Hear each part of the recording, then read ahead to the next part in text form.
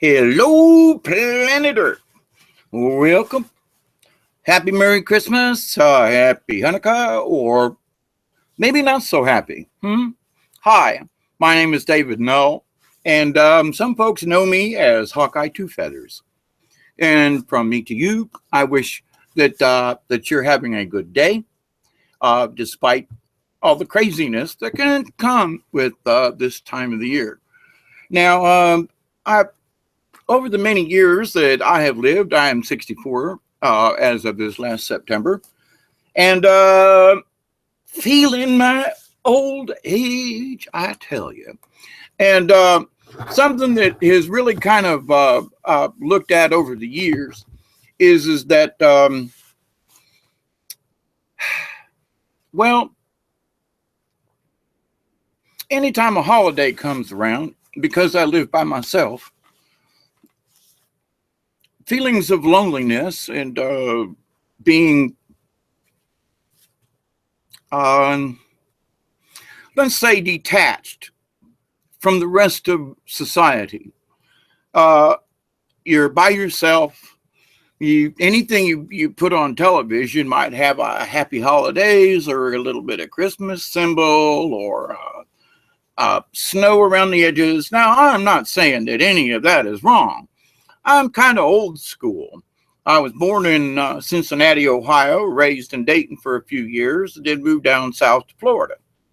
But I remember snow. I've been in the snow.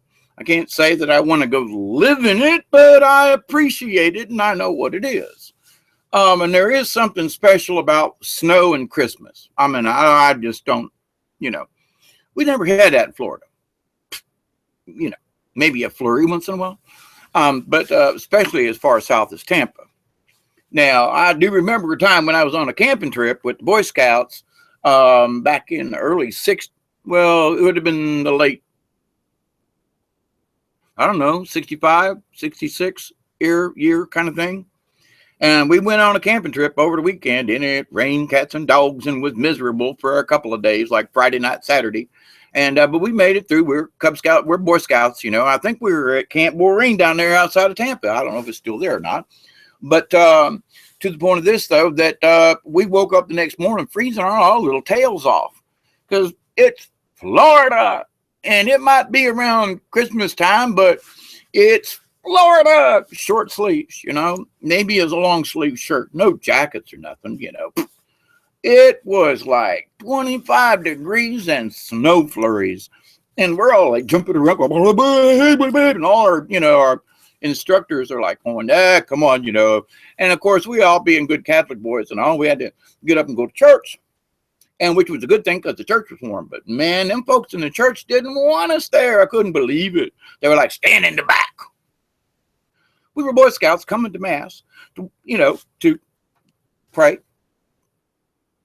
They didn't want us in there. We were freezing to death, and we were like, I'm coming in. I'm an altar boy. I know the back. We can go in the back and sit and warm up, Anyway, so Christmas time, a lot of people, older folks, not just older folks, but now I want to say that older folks are more affected only because they have a longer history of what Christmas might mean to them. For example, I remember my grandma Raleigh. Oh, God bless her. Oh, boy. She made some little rum ball cakes or something for around Christmas time. And she made them like a month or and a half or 2 months ahead of time, like in September or something. I don't know. Rum balls. And, man, you opened up that thing and I'm telling you how, woo-hoo-hoo. Now, they say you're not supposed to be able to get drunk on them things. But, man, I got into Granny's rum balls one time. Really good. And, okay, so I wasn't drunk, but I was tipsy. I can guarantee. Now, I bring this up because I miss my Granny. Absolutely. She was one of the dearest, sweetest things to my heart. But I know that she'd been gone for many, many years now. I mean, like going on 30 years kind of thing. But that's my point to this. I still remember Grandma. I still remember Grandma Raleigh. And I still remember the things that she did around Christmas time, you see. So these are things from my Christmas past, if you will. But those feelings or lack of is what can bring on depression and loneliness. I got a picture of my granny on the wall over there when she was married to my grandpa Fred, you know. And I think back and the story she told, and I can remember that, you know, going over to their house, my grandma Raleigh, and when they did live in Ohio, and they had a place, they had a hill in back. And I was just a little old squirt, 5, 6, 7. I know I wasn't 7. I must have been like 5 or 6 years old, maybe even younger. But I remember some of that as clear, and that was some of the most bestest fun I ever had in my life. I didn't have no. I was adopted by my uncle. Thank you, Arnie. And God bless Mom for finally letting go of me, because she tried her best to keep me. So at least I was in the family, if that was any consolation in the end. But to the point though, boy, I got dragged off of that subject quick. It was like something just ripped the thought right out of my head. The things that Granny told, they had a bonfire and it snowed, and they had a big sledding sled down the hill. Okay. And nighttime bonfire, my Aunt Shirley still remembers. She goes, "You remember that?" I remember. I didn't have no shoes. And I remember they was wrapping my feet and bundling up with newspapers and wrapping it with twine. And I remember grabbing on to somebody, whoever was going downhill, I wanted to go with them. Because even though it was cold and the wind going down across your face, coming down the hill on the sled and all that mess, I remember them sled rides like it was 2 days ago. And it's been 60 years, give or take. But those thoughts of going down that sled and the fun and the campfire and everybody having a good time and the smell of Christmas. I don't know what to say, but it's just stuff they'll be cooking. It's the green when they bring in the pine, and not just fake stuff. I hate the fake stuff. People are like, you know, Uncle Dave, why don't you put up a Christmas tree? Well, you can go get one of the cheap ones from Walmart. Number one, I'm not going to kill a tree anymore. Now, number two, I didn't make it this year, but I've got a couple of trees that have come up naturally from Christmas trees that I purchased in the past, but live ones in the pot. And I planted them. And from that, I have little Christmas trees coming up all over my property now. So now I don't really want to dig any. I mean, you know, there's a couple of them I got to dig up because they're like in the driveway, you know, and I got to get them out of there, or I'm gonna have to cut them down, and which I really don't want to do. So, but I hadn't got to that yet because I was having some health issues earlier on. So I'm going to go back to this lonely business and being depressed. I talked to somebody on the phone about 2 or 3 days ago. Now, I could call folks up, but my mouth was all swelled up and everything. That's why I didn't do a video for over a month now, hardly, because I got bad teeth. They broke off during Thanksgiving. I've been in some bad pain, and my mouth swelled up so much you couldn't even see my face. My lip was just that big. I ain't lying. And finally, today is the first day in almost a month now, because that's what my prayer was. I was like, man, let this swelling go down for Christmas time so I can wish everybody a Merry Christmas, you know. So with the loneliness part, it is in your heart. And it is, you know, you hear all this new age jabby stuff. All right. Well, here's the thing. If we didn't have so much coming at us from all sides at all times during the day, and radio, internet, and commercials, and YouTube commercials, and, you know, God knows what they're going to put on there, you know, and you get a little blip or a flash, and back in the day, folks got in trouble because they would flash something at 1/10 of a second, like one frame, and your brain picks it up, even though you don't consciously think about it. And, you know, it's called subversion. Yeah, it's called, we're going to plant stuff in your head to make you feel bad kind of stuff. So for those of you around the holidays, and I mean, it starts just before Thanksgiving. Now, for me, there are some things that happened around the holidays that were very traumatic. And I mean, like house burning down kind of stuff. Meet a ghost for the honest to God first time, touch you from the ethereal world, as it were. Now, that's my personal. And I didn't want to get too long-winded in this particular event here, but I did want to discuss about the loneliness issue. Now, I'm here to tell you, I've spent a lot of years wanting to kill myself. Now, I never wanted to do it with a gun. I always knew that was way too messy. Oh, one of my kitty cats come in here. Little Dakota come in here, down in here. My house is so messy, I feel so bad, but I've been so not well. I hate to use the word sick. I just ain't been up to par. With all the infection in my mouth and teeth and all. But my house is a mess, I tell you what. But it's gone. I'm gonna clean it up some the rest of the day here.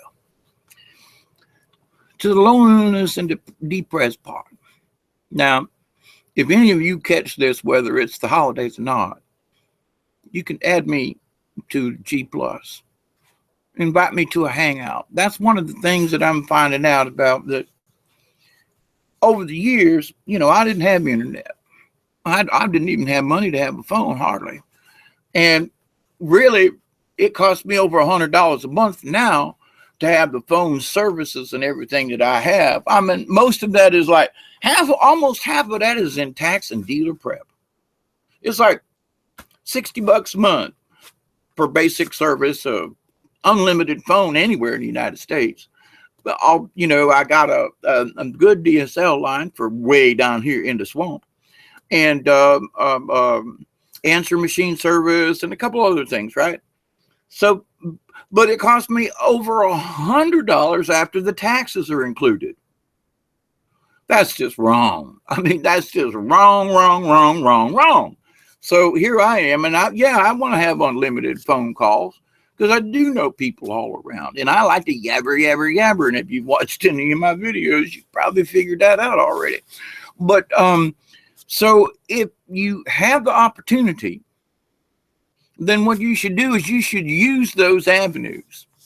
Now, I know that I've called up people because I've heard them in the background going, dang it, that Hawkeye called me again. All he wants to do is just talk about shit. Excuse my language. And well, yeah, because I want to talk. Because I'm lonely. Or at least inside, there's something that says I need to reach out to other human beings and discuss. Doesn't really matter what. Now, it might be at the time that I need to discuss something, or something is troubling me and I want to talk it out. So I call up a friend and, hey, can we chat this out? But I have found that, and it's not just me, but I'm using myself as an example. However, I remember things about my Grandpa Noel that I'm like, the things that Grandpa Noel that he was interested in, nobody else in the family really was. Now, him and Pop would sit down. I'm talking about Arnie, his son, and they would talk about things, and Arno Sr. would talk about, you remember that store that used to be down on the corner of Pickway and 4th Avenue and blah, blah, blah, blah. Oh, yeah, well, they tore that down and they put in a big old something. Well, now they talked about references. And then I found out that when my Grandpa, no, Arno Sr., moved down to Florida, outside of Plant City. We'd go over to the house. Now, I could somehow relate with Grandpa, and because I like machines and things and tinkering and building and tearing stuff up and then trying to put them back together, or try to fix something that's already broke. And so that's how I learned to be a jack of all trades. Well, now my grandpa, he worked in a foundry. Now, I didn't know what a foundry was, but a foundry, he was a foundry foreman for most of his life. Well, then I end up becoming a machinist. Well, now on the other side of the family, my grandpa Raleigh, he's a butcher. And my dad, Arnie, actually my uncle, if you get, but to the point, my adopted father and lovely man, Arnie Jr. was a meat cutter and worked as a meat cutter and became manager of a meat department for 15 years of his life at least. So he wasn't just a common everyday worker. Back in those days, a meat cutter and someone who worked in the meat department, a butcher, whatever, and it still is. It is an art. I have worked as both. I don't like butchering much, and anymore I don't really like meat cutting. But while I was in jail for a year in Hillsborough County Jail for a setup that I really, anyway, spent a year in jail, and I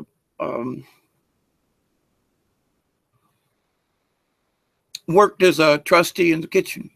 And when they found out that, I knew about meat cutting and stuff like that, I don't get me wrong, I am nowhere near qualified as a, quote, meat cutter. No. I have forgotten more of what Pops taught me than what I remember. But to the point, though, I could sit around and talk machines and cars, and something that Arno Sr. loved, along with my grandpa Raleigh, was NASCAR and sports cars. Well, hot doggity, and back in the early 60s, with the Yarboroughs and golly, I can't think of the names right now. Oh my God, I'm getting a block. AJ Foyt, some of the old greats to me. And I found out later on, after my grandpa Raleigh died, and actually later on than that, but that my grandpa Raleigh was a moonshine runner. Yeah, way back in the day. And the reason he liked stock cars, not sport car, stock car, was because he was running moonshine from Kentucky back up into Ohio and back and forth. And actually, it was more back than forth, because they were picking it up more in Kentucky and bringing it up, from what my grandma Raleigh said. And she swore, don't ever tell your mama, and my Aunt Shirley. But hey, Aunt Shirley's 81 or 2 now. And honey, your father was a moonshine runner back in the day. I'm sorry. It was like the marijuana of the day. Now, he never got caught, but he wrecked a few cars, my grandma Raleigh said. Well, that's how I got into sports cars. I'm sorry. Stock cars. I got into sports cars out from a love of stock cars. But stock car racing was so hard to get into, I found it easier to get into sports car racing back in the late 60s, early 70s at that time. Plus, folks didn't really know about sports cars, and you could get one cheap, fix it up, because they was all British Leyland, and ain't going to work with metric, and so they were left out. Some funky things were happening with Volkswagens back in them days too. Oh man, I had a 64 Bug that would haul tail and get 35 miles to the gallon to boot. I ain't lying. And that was like in 75. So loneliness at the holidays All of these things that I'm sitting here discussing are things that come up in my life. What I remember, the stock car racing, they're going to Daytona for the first time. My grandfather letting me drive his Lincoln. Whoa. You know, I had a learner's permit, but they allowed me to drive his Lincoln on the interstate for about an hour so I could have practice. Whoa, dude. You know, I mean, whoa, that was like a really big deal to me for all of us to go to the stock car races, you know, especially in the 60s. You know, I think A.J. Foyt and them were Cale Yarborough, I want to say. Anyway, I used to know them all back in them, and I wasn't no NASCAR freak. I just knew them because I just like motors, cars, engines, that type of thing. Well, I'm remembering those kinds of things during the holidays. Why? Because I think about, well, what Grandma Null did and you know, Grandma Raleigh mostly, because Grandma Null wasn't down here during the holidays. But from what my folks, what my mom and what my Aunt Shirley would do, and she had her special things that she liked to make at Christmas time, and still does. Um, uh, Divinity, I think, was one of the things that she liked or loved, and I don't know if she still makes it, but and she made rum balls, rum cake kind of thing when Grandma Raleigh passed away, and so Christmas for us though were all these little special things. It was the stories of how we went down the hill and had the campfire, and yes, it might have happened 30 years ago. But it was a fond memory of everyone together, laughing, having some eggnog with a little bit of toddy in it, even for the kids, because it was Christmas. Now as an old man, aging man, I'm not old yet. No, I am 64 years and counting. How I look at loneliness now. All right. Now I'm going to get all really weird and go off in not another direction. But I want in my studies as a human being and as a person and wanting to know about who my God was. I was raised a Catholic, altar boy all my life. I mean, when I was old enough for them to shove me in there and let me go carry that thing and I was an altar boy. And I was an altar boy back in the days when the priest was not facing the audience. All right. I still remember some of the Latin. And I actually remember a little bit of the meaning too. But, you know, Domino's for breakfast. Bad joke.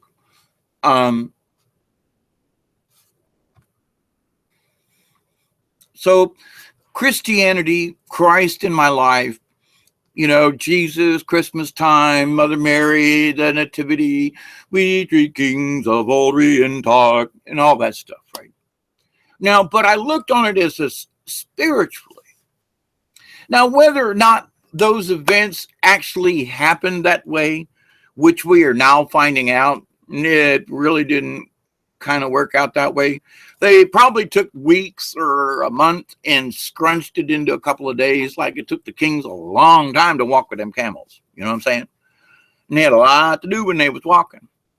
Now, folks back in them days, walking was like a way of life because they didn't have any other really transportation other than camels and horses stuff. But anyway, so but here these kings, they come clunking across wherever they came from, right?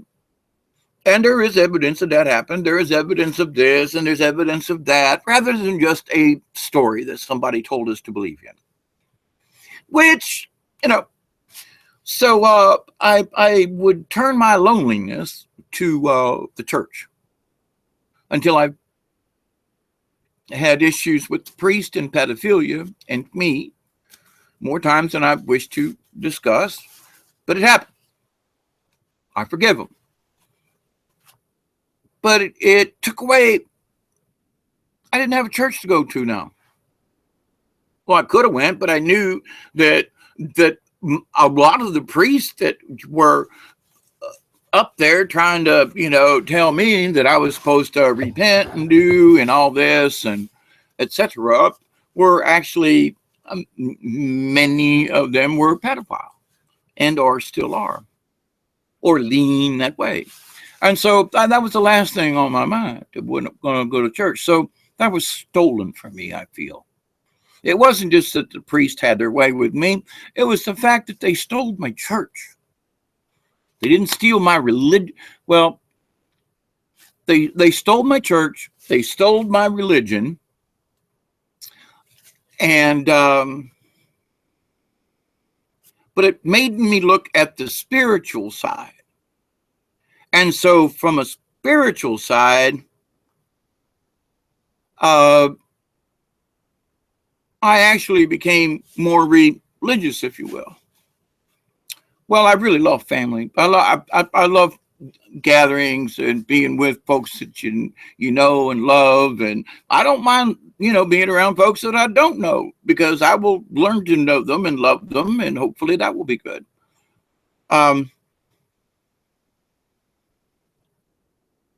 Groups of people. So when I bought my place out here, we used to have parties out here all the time.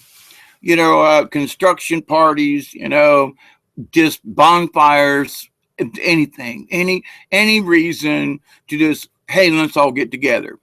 Now, yeah, there was some drunkenness and some, odd frivolity once in a while, but we were never, beating each other up or anything. All right. Because my philosophy was and still is, love your neighbor for goodness sakes. In a way, I sort of took a vow of poverty like St. Francis. And in no way should you relate that to the Pope, because he is a fake. Another time, another story. Look back on my videos. I'll discuss it in too much detail, maybe. So when I started looking inside myself, I was okay with myself. And I think of is it Thoreau? I'm trying to access Thoreau and the pond thingamajig where he went and sat. Okay, and if you don't know, basically, it was a writer who went out in the I don't want to say wilderness, because I'm not sure that it was wilderness like, but back in those days, it was most definitely way out in the boonies. Okay. So, and that his reflections of what he saw in nature. Well, I live this every day. And so it is common to me to want to go hug a tree. Yeah, I'm a tree hugging hippie. And now people are finding out that if you go hug a tree that actually, and I knew this a long time ago, but that you can share the energy of the tree. And that how peaceful and how calming and how good it is for the spirit and for the soul, going forward, and how to help take away the tensions and the stress of today, of your day-to-day stuff. Well, because I don't have day-to-day stress, I used to create my own day-to-day stress. What? Yeah, because I'm out here by myself, 18 acres. Yeah, I got neighbors, but they're never home. I have folks up there, they come on the weekends, and I go over there. He works all the time, and then when he is, he just wants to sit in his recliner and smoke cigarettes, and nobody around here really does what I like to do, which is just communicate. Hey, let's have a chat. Blah blah. These folks, my next door neighbors don't. Now my immediate outside, they're too busy because they have a life. I mean, God bless my daughter. She's down in Florida, and I can't say that they're living from day to day, but life is tough. And when you don't make, much more than minimum wage, it's hard. It is hard. I worked for 75 cents an hour on the first job that I ever got at the age of 13. Had to get a work permit to work in a restaurant. The 99er restaurant it was Temple Terrace Highway, which is now Bush Boulevard, and it was about 3 blocks from Bush Gardens, which they don't have a gardens there anymore. Dang it. But so knowing, the value of, what 75 cents is or $75 is or whatever, God bless my daughters. They're doing the best they can under the circumstances. And the fact that because she has to pay back child support to the state of Ohio. Well, now the state of Ohio don't give a rip about whether or not you as an individual have enough money to live. But if you make money, any of it is going to go back to pay back child support. Now, I know several people who are half of their money that they make every month comes straight out of their check because it's going to pass child support. Now, this is the other part that gets me. Plus interest. Now, the interest is supposed to be like for the filing, the fee for the government to do this for you. Well, that's all well and good. But if a child is 30 years old and the mother's still getting child support plus interest, and the person paying back the child support is living in a cardboard box because they can't afford rent or any food, and they don't qualify for food stamps because they don't have a residency. These are all things that are very depressing.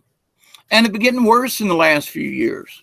So as you watch television and you watch things that are going on and you're checking your email and you're watching stuff on YouTube and you think to yourself, oh my God, what happened to Christmas? And I might have felt lonely before, but now I even feel more isolated. I'm speaking in a general, not me per se. Now, up until a couple of years ago, I'm here to tell you I was bat crap crazy around the holidays because of things that happened to me, like the house burning down and accidents and holding the man's bloody leg that had been cut off from an auto accident, and the craziness that went around that. Odd things. So for me personally, when this time of the year comes around, your brain remembers it all. And sometimes the brain spits out stuff to you.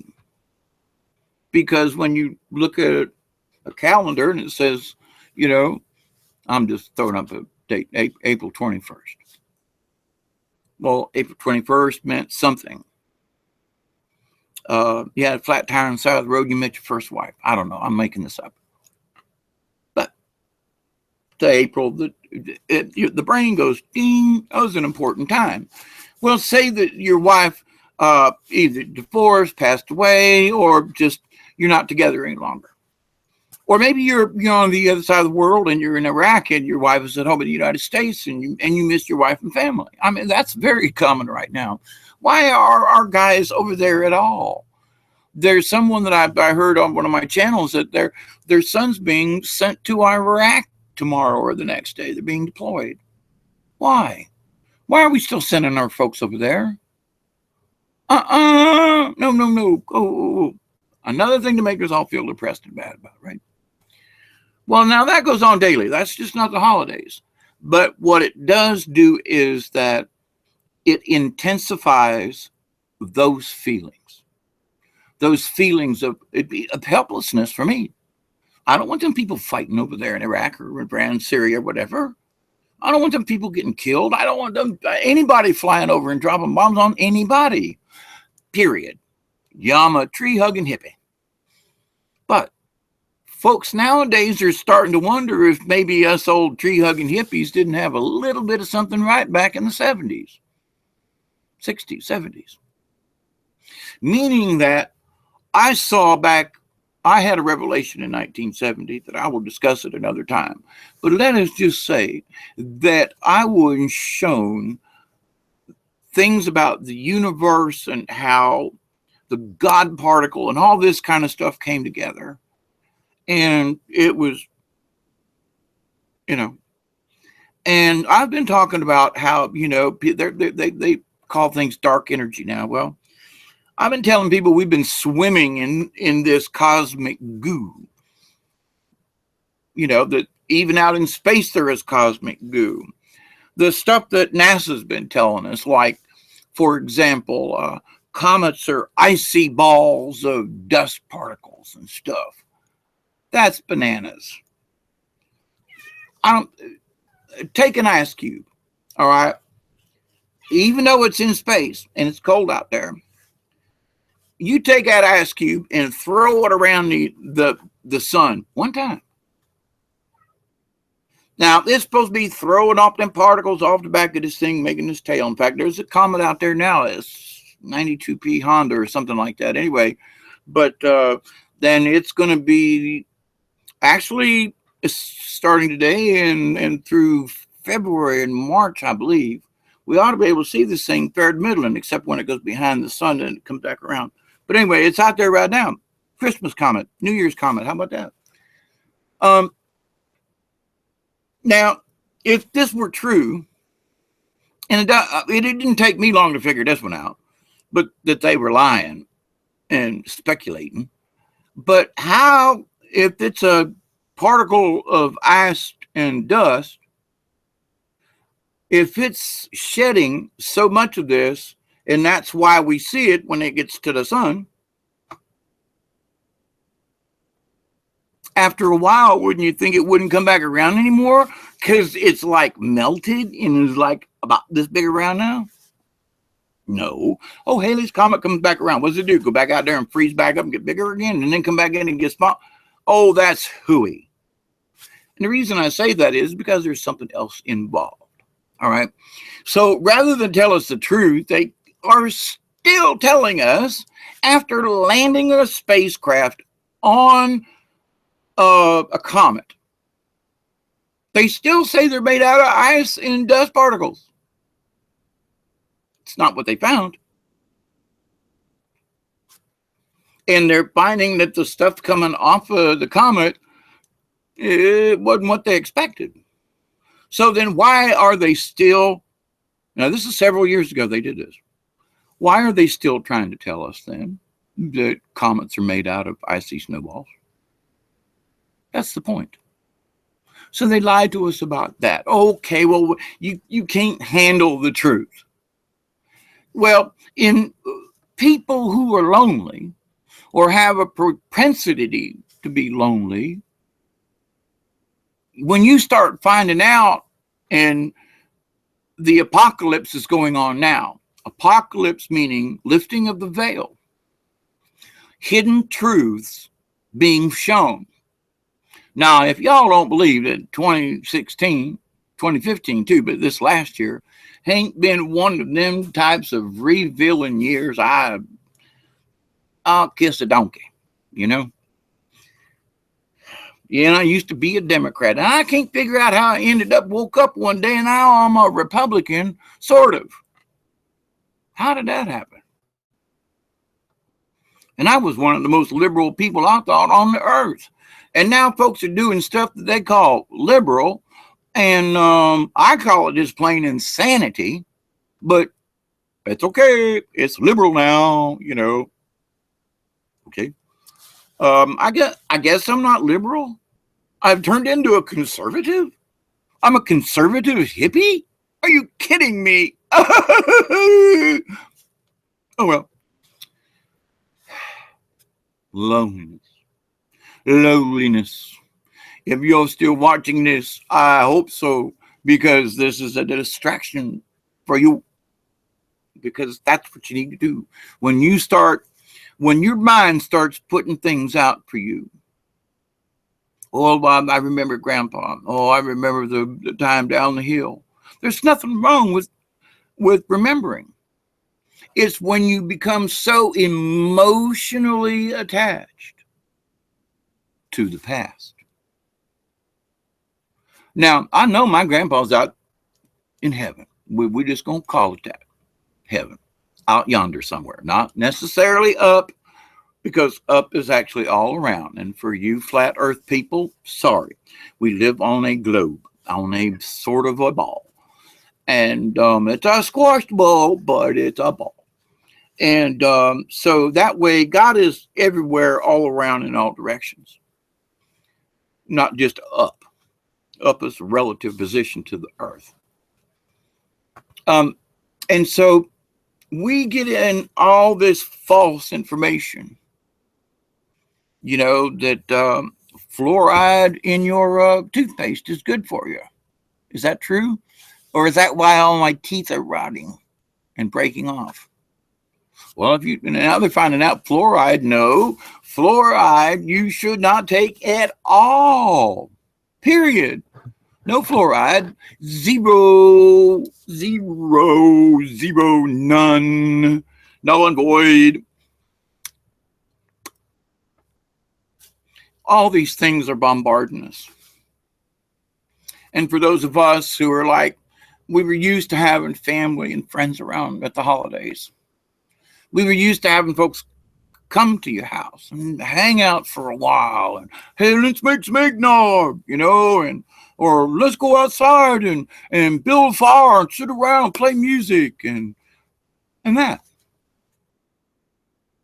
Well, that does happen to other people, but it doesn't happen with me. I'm not standing up going, oh, poor Dave. However, that's the problem with people these days. Maybe somebody ought to say, poor Dave's sitting at the house by himself. I'm going to go get him. I'm not saying you should. That's not where I'm headed. I'm using myself as an example.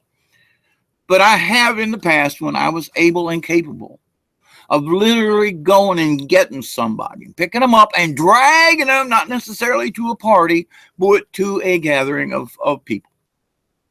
And afterwards, they were so grateful that I had went and got them and let them participate. I'm like, no, damn it. I don't care if you can drive or not. I don't care if it's 40 miles out of the way. I'm going to come get you. And you are going to share in this experience. Well, a lot of my friends have passed. A lot of my friends aren't able to get around like that anymore.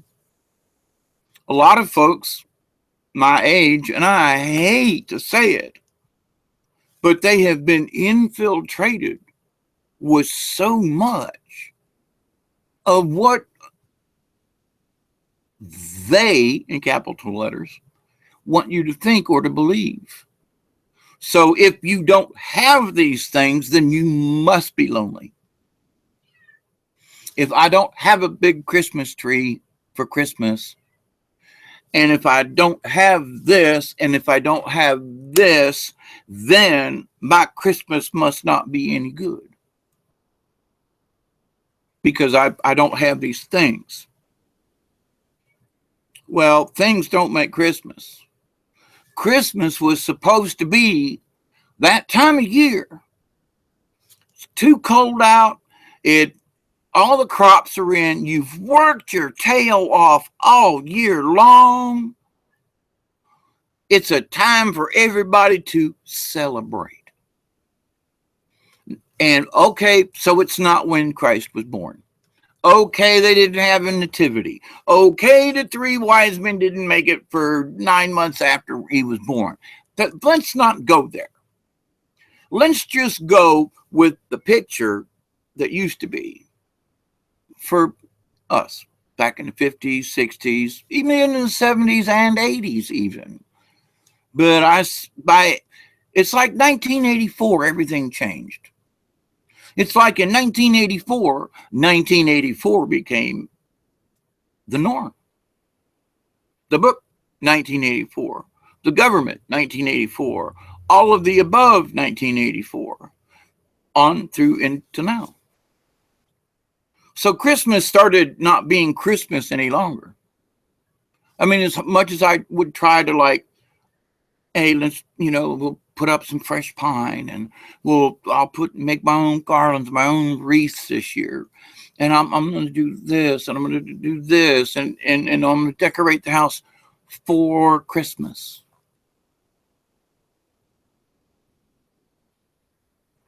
Well, it got to be that no one came here to my house. So then why am I doing these things?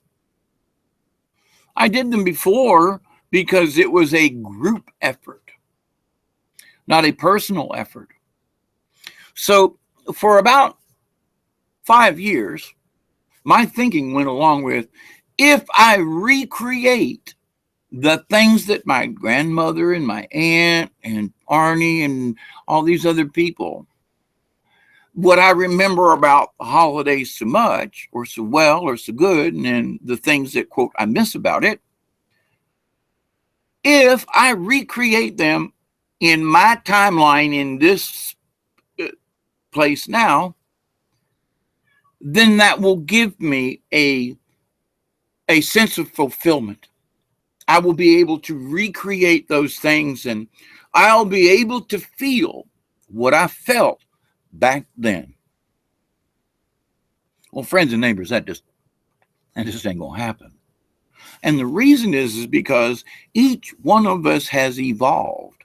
We have another year of history and another year of history. And that doesn't mean bad history, it just there's space. Now, I ain't gonna say time, but there's space. It's an interval. Now, with those intervals,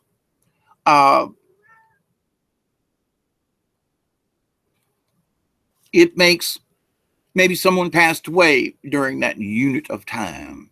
And then, or maybe this year is the warmest on season and nobody's had any snow and you're up north, We're like down here in the South. I'm outside today and I'm sweating to death, and I don't know what the temp is, but I sweat at about 74 degrees anymore.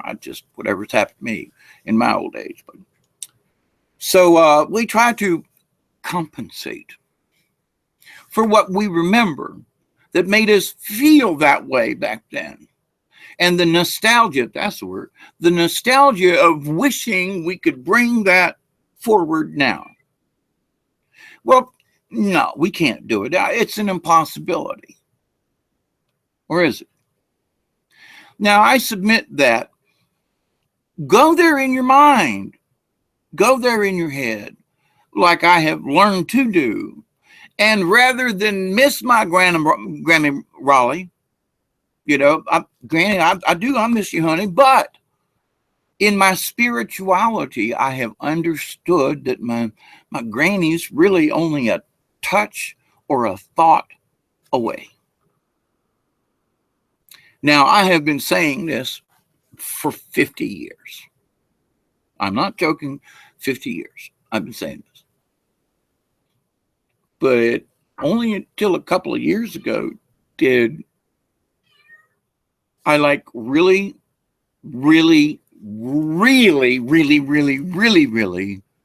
understand it. In fact, it was a near-death experience of drowning that kicked it into gear. Whoa. And the near-death experience proved to me that we're only a away from the other side, where the other side is only a poof away. There's a cat on my stairs. What are you doing on my stairs, kitty cat? Who's that over there? Coo-wee. Who's on my stairs? Coo-wee. Oh, I got somebody. The cat's opened my door. What are you kitty cats doing in my house? Who's on my stairs? Here. Hey, say hello. Say Merry Christmas to everybody, huh? This is my boy right here. This is I got 5 or 6 cats. Oh, hold still for a minute. And I called him I named him way back when he was a kitten, Tommy Two-Tone. And the way his white is cut around here, and the way his feet are and his back legs are, and it looked like he had two-tone shoes on.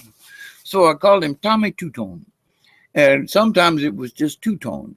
Well, he's been exhibiting some outrageous behavior. And I had a cat by the name of Bootsy, and actually we called it Boots. And that's because her back leg looked like she was wearing white boots, and she was mostly black. Well, over the many 15, 20 years, these cats are still around. Now, she's been long gone, but the gene pool, black, white, same kind of markings. And so one day about 2, 3 months ago, this cat loves to like hang upside down. And Boots, you could grab this cat by her hind legs. I mean, like a dead rabbit hind legs, and rub her tummy. And that cat would just, oh, she loved it. She wouldn't scratch it. Now, not everybody could do it, but I could. My son could do it, 1 or 2 other people. Now, you couldn't do it for long, but she would let you. Now, this cat here almost lets me do the same thing.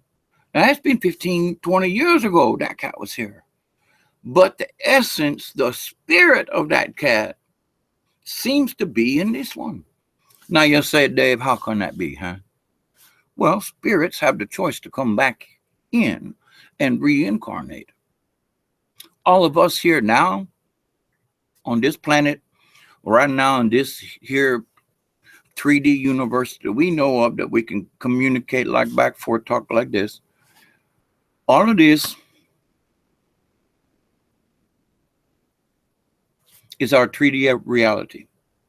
Now, there are so many things in science today that are proven what I've been yapping about, and from a physics standpoint and a science standpoint, I just couldn't explain it, except that I knew it was true. Now I know everybody's gonna say, well, are you making your head be so big? No, I've just been telling folks that these are natural things, not that they are special things, that they are natural creator, God source things. Mother Nature, like the planet, she is a live being, not just a hunk of dirt. A lot of difference. Do you understand that Mother Earth lives and breathes? A huge 7.6-ish earthquake down in Chile, and a couple of 5s up in the northern part too. It wasn't just one. So Lord bless them folks that are having trouble now on a Christmas day, any day, but today. Today that mostly supposed to be set aside from the old days I remember as the day to not how many presents you bring or how expensive the present is. It's what you give with the present. Now, in learning my Native American background, which took me years to find out, and then more years to study, which I'm still in the middle of, and that's why if I say my name is Hawkeye, that is my Indian name. And I cherish it like a Christian name. And we should not make light or fun of folks who of the Native American traditions. Many folks say that the Native Americans are nothing more than savages because they worship the sun, because they worship animals. And I'm here to tell you that's not what they do. They do not worship the sun. They give thanks. They don't worship the sun.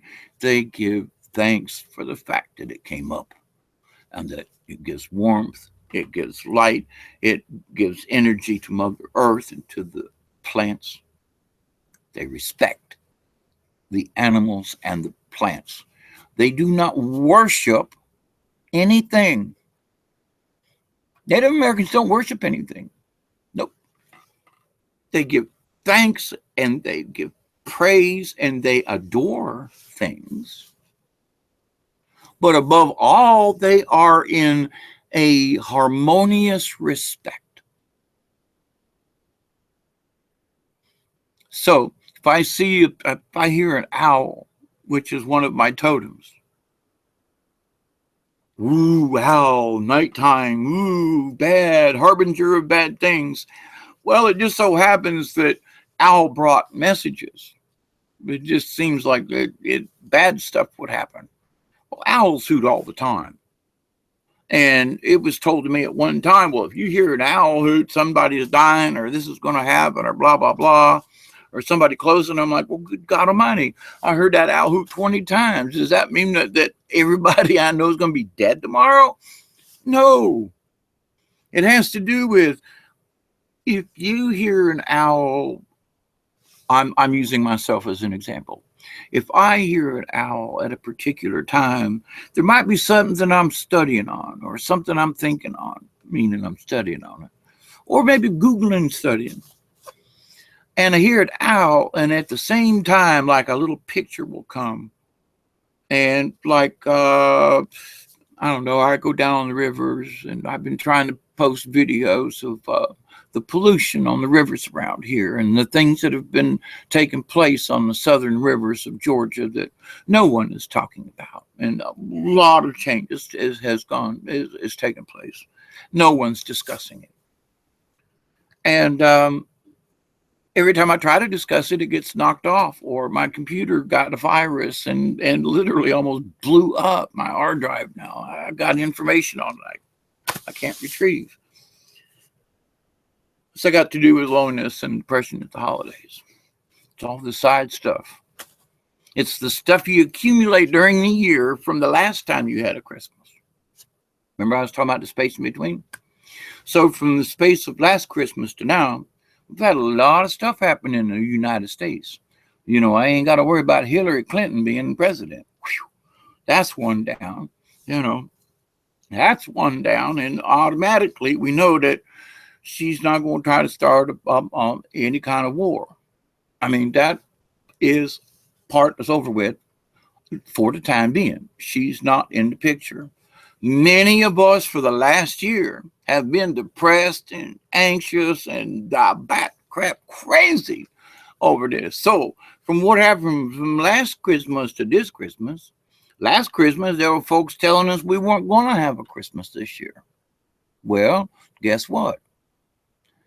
Hitler didn't get the election. Timelines have changed. So we were headed down this path here. And all of a sudden, what was foretold was that she was going to be the next prez, and that the timeline was going to go this way, which was going to be a train wreck. However, we got into November, and as much as that train was trying to go down the track like this, it was still, everybody thought, until the election anyway, that this train was headed straight, and then all of a sudden, didn't hit the brakes. No, it's just that one of the station masters along the way went down, and you ever see along the railroad track, they got these, especially when the track divides, there'll be a pole sticking up with a disc on it, and red and green, and I don't know, just a couple colors on it, and usually an X. I am bad with my memory, but anyway, it looks similar. And what that is in the old days, the brakeman or the whoever, they would, if they needed to go down this track, they would stop the train, get out, and one of them would go over there and grab a hold of that thing and pull that lever and let the train go by. Now, when they went past, the last guy, he would wait and get on at the end, or the guy at the end of the train, he would have his little lantern shining out like this. They would stop the train, he will get off, and then he will push that lever back so that the next train come by, it would still go straight. It wouldn't take the curve. Now, they still got that kind of stuff now, but it's electronic switching. Okay. But in the old days, they had brakemen, they had this, and they had the guy that literally had to go out there and change the track so you went a different way. Well, somebody, and I want to say us, we done got off the train and pulled that lever. And instead of that train going straight like this, we done took this road, this track. Now, for those of us who've been on this train, we're not quite sure where it's going, but we know that we don't want to go that way. And that way, we could see in the distance the smoke coming up from the fires. And we were like, let us not go this way. So we got out, pulled the switch, and now our train track done went this way. Now, they tried to back that train up so bad and so hard. They tried to tell folks they couldn't elect on this and they couldn't elect on that. They trying to tell people that it was illegal. They trying to do all this stuff. And it's over, guys. The train is on this order track. Now, in the world of thinking about different dimensions and things, if you listen about timelines, okay, so train track, timeline, headed this way. Now, unless we all just go along with it, then the timeline does not change. However, if we as beings on this earth create situations to where we say, you know, I don't want to go that way. And if enough of us say, we can get out, and there's enough of that pull on us, we can change that direction of that train. And we did. So now, does that mean that other train track ain't there? No. That other train track's still there. We just went down another one to avoid a collision, hopefully. And we did, because Putin and a bunch of other folks said we avoided a collision. Now, do we know where this one's going? Well, we have an idea.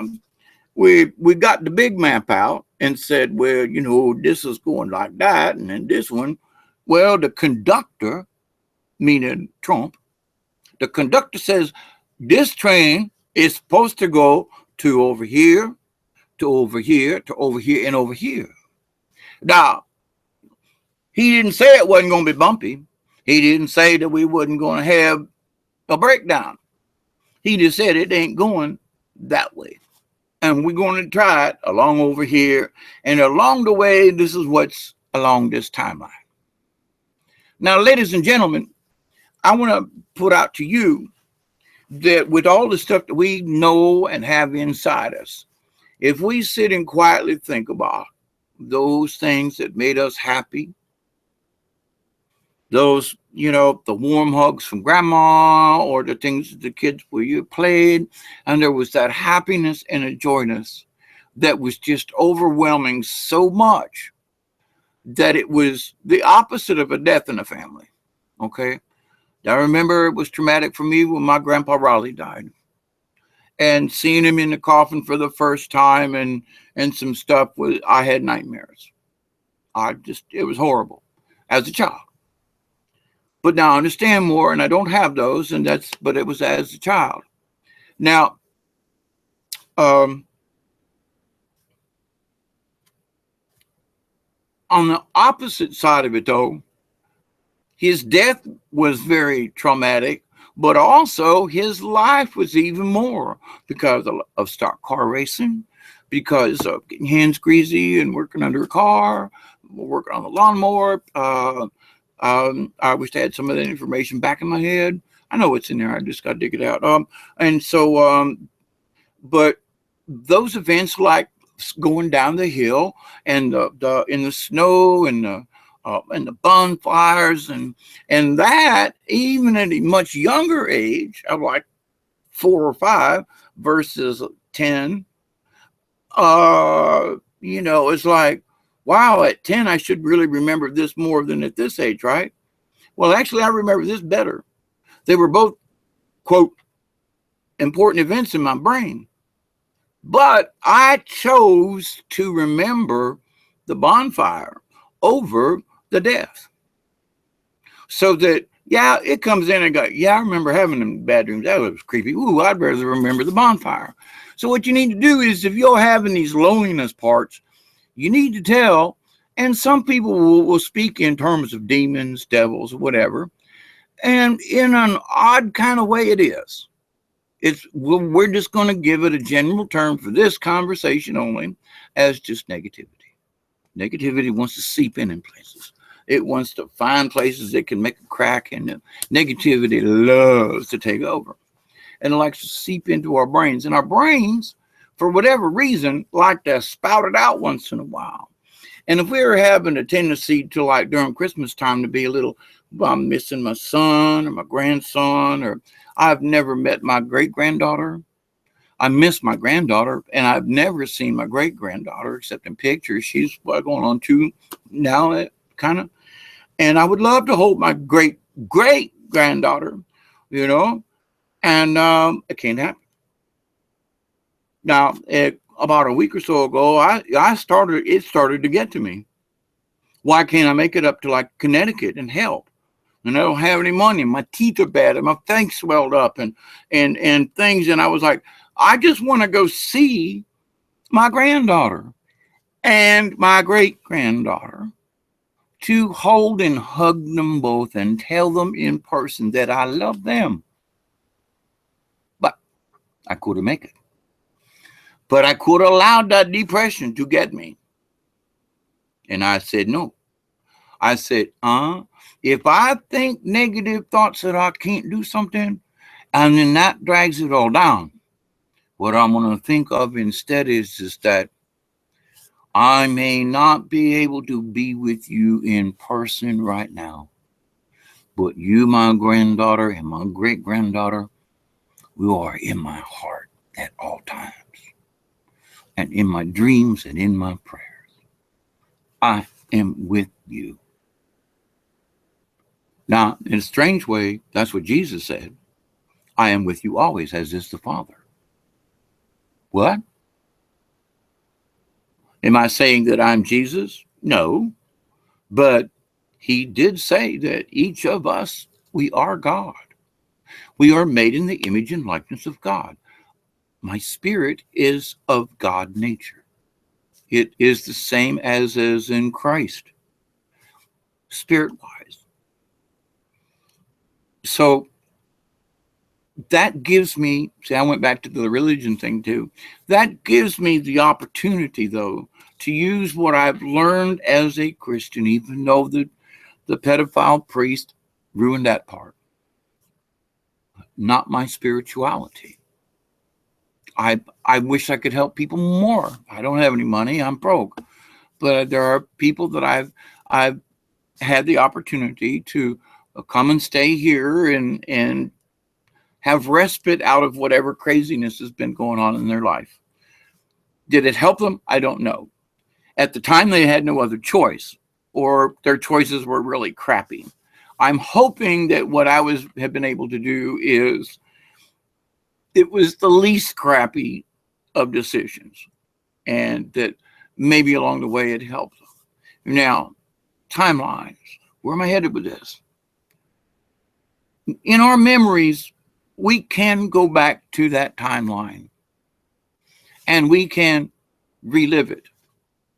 Now, what we should do, though, is understand that memory is not gone. It is always there. The people that we were with, those energies are still, because of the memory, are still all together. And as part of the, if you want, part of the matrix. Now, what is different in the loneliness and being depressed department is your choice. I had the choice this year, a week or so ago, to either be just totally crappy depressed because I couldn't go anywhere, out of money, nope, no, nothing special for Christmas, nope, don't worry, the lights are on, the computer works, I got water, my house doesn't leak up, but a little bit once in a while. I mean, okay. I was cold for several days because I was so sick I couldn't get out and get firewood. My electric heaters, the one that I'm used to use, is burnt up. And the other side of the coin is that I can't afford to run an electric heater. My gas heater didn't work. It kaputted for some reason, even though I have 3 full propane tanks. So I had gas and no way to use it to heat with. Uh, I've got a whole woods full of trees to burn. And because of the rainy weather, everything was absolutely soaked. Plus, it was still in the woods. My face is swelled up this big around, and I had the opportunity to either go so deep in depression that I wouldn't be sitting here having this conversation right now, but I made the choice not to. Which in previous years, I mean, to the point of wanting to die. I mean, I'm not joking. This is very serious. I had spent, I would bet a good 30 years of my life wanting to die at least one time in the year. I'm not joking. All of my life, I've suffered with depression and loneliness. I could be in a crowded room and be lonely, but it is what you make it. Honestly. All this happy new age stuff. It's actually old age. It's just coming back around. It's things that we should have been taught, but we're not. Because of fractured families, because of so much with the internet and everything, there is so much information going ying, ying, ying, ying. And not just visually or auditorially, but all of the signals, all the radio signals and things that are flashing through the air. For every cell phone, there is a different frequency. Think about it. Millions of different frequencies flying around. Wi-Fi, anything that is wireless or got a remote is got a signal. And these signals are bombarding us at all times. So what may be causing your depression may not really be inside of you. It could be, no joke, from an external source. Meaning, do you live really close to some power lines, high voltage, etc.? That will mess you up. And I'm not joking. Go do a little research. And the research is real. They just don't tell everybody and make it a big deal. Why? Because if they did, people would freak out. I remember back in the day when cell phones, it was the big clunky phones, the, what do you call them? Wireless, for in your house. That if you held them up to your head, that you would get brain cancer or that you would get da-da-da-da-da-da-da. Why? Because it's transmitting.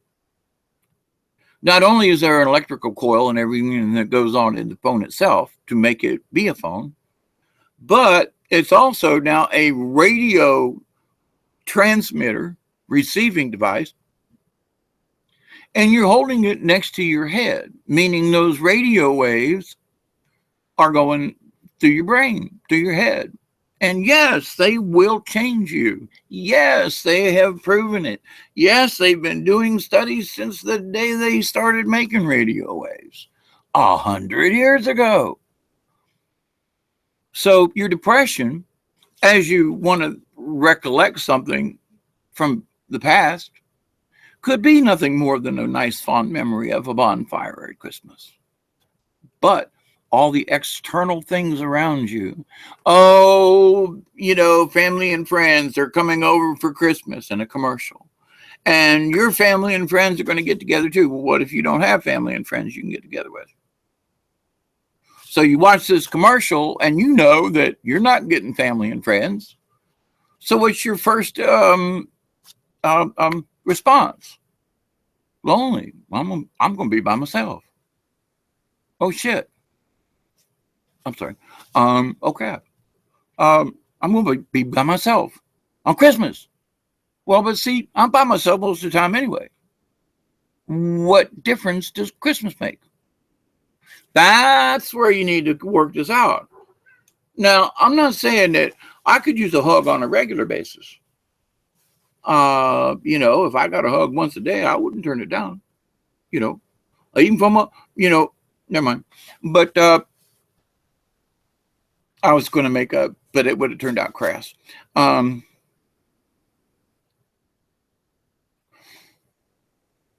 so what I choose to make of this, because of what I've learned over the years, is that if I see a commercial, friends and family for the holidays, warm hugs, blah, blah, blah, this is what happiness is.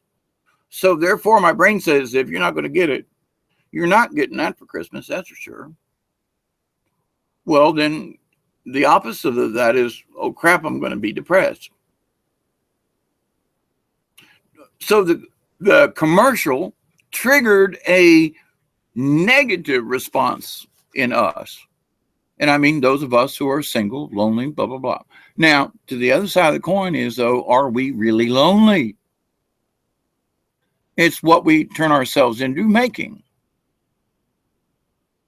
I was sick the last 2 days. I mean, I couldn't wake up literally for a day and a half.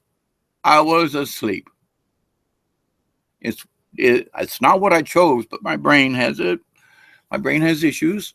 And so when it sleeps, I have to go along with it. In a way, I almost feel like my brain's being abducted, but that's another story. But to the point, though, when I finally woke up today, which the day was almost gone, you know, as far as daylight, and here I am, it's on Christmas Day. I haven't done my videos that I wanted to do. I had some craziness, you know, back in my head I wanted to do. I wanted to upload some this, blah, blah, blah, blah. None of it got done. I was asleep for almost a week. I'm serious. I slept for almost a week. No depression. Not a depressed sleep. I'm talking brain just says, sorry, kid. You know, now when I woke up, I could be depressed. I could say, damn, I slept for 2 days.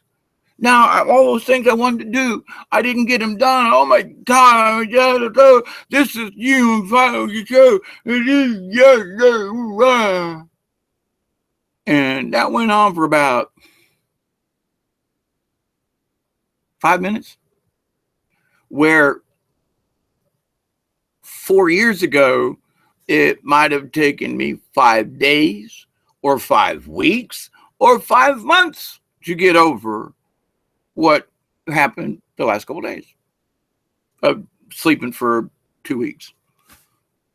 Well, for the last month, I've had a lot of trouble with staying awake. I have a narcolepsy type of problem. And so when I'm awake and I'm talking and yapping and having a good time like now, I feel wide awake. Okay? But in 2 seconds time, I can get this feeling of, holy moly, uh-oh. And it'll come out of nowhere without any kind of like, oh, I feel tired. But see, I've been asleep for the last 2 days.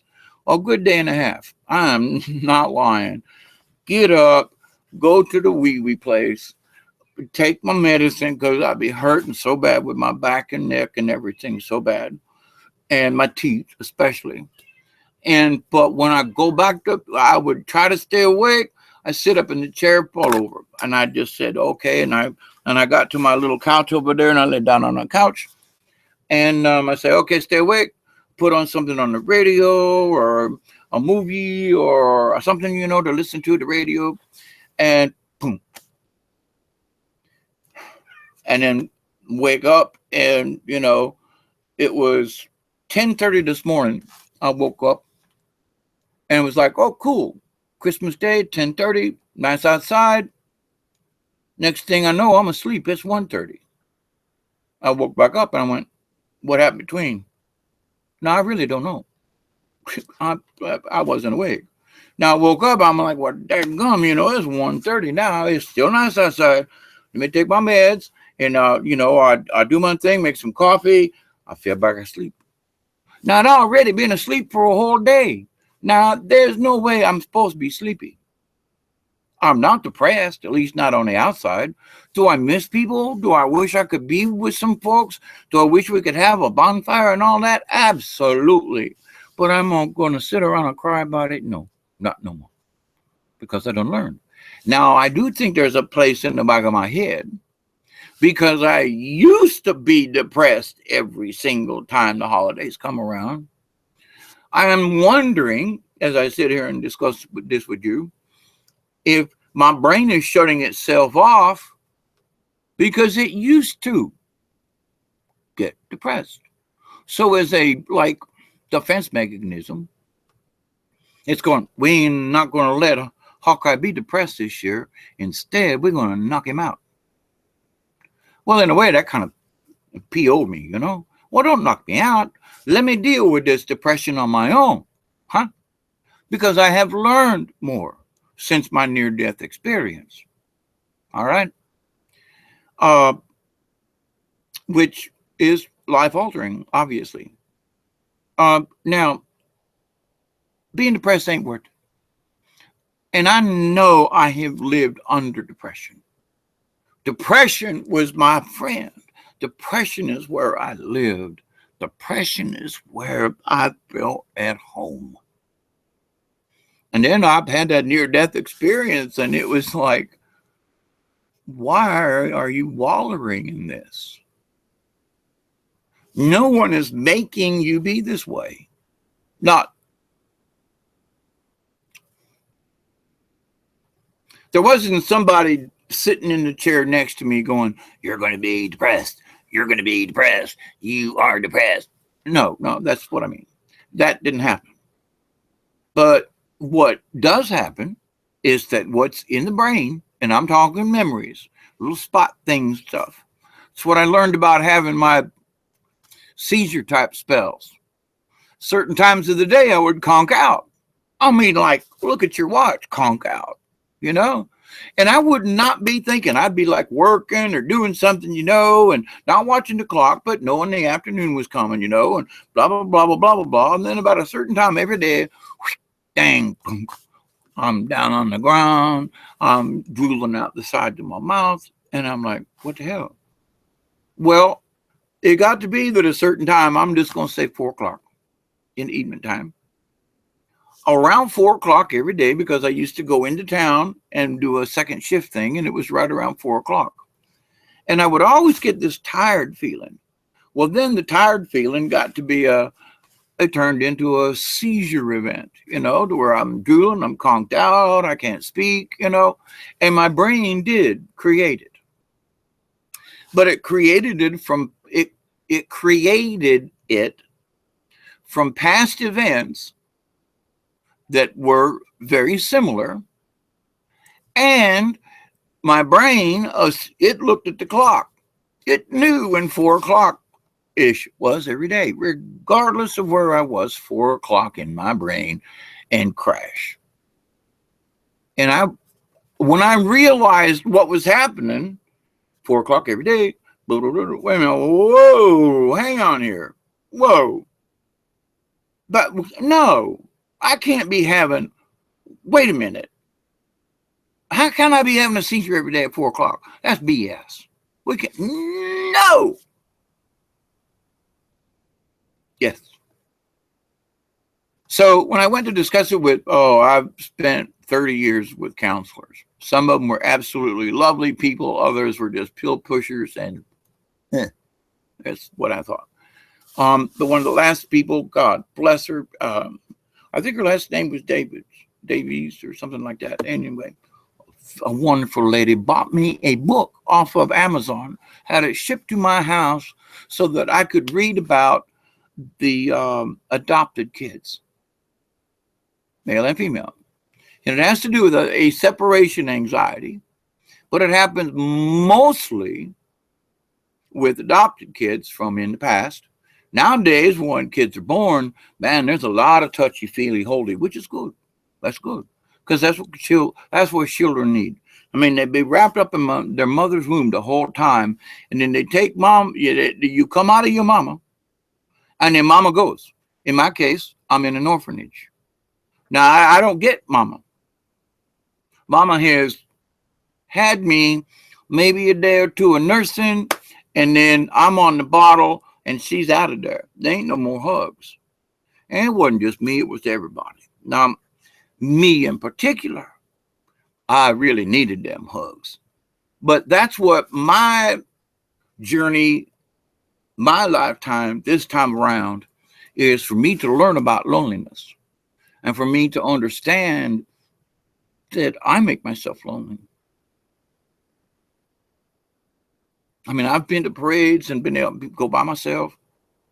And there have been times where everybody around me feels like they're not necessarily against me, but it's almost like they can't see me. When they do, I'm in their way. Like, get out of the way, or step aside, or what are you doing here? Well, I'm watching the world. Who are you with? Well, I'm not with anybody. You by yourself? Well, yeah. I mean, for those of us who are single and who live more solitary lives, now there is a whole nother area of, I say, older folk, meaning that baby boomers. We have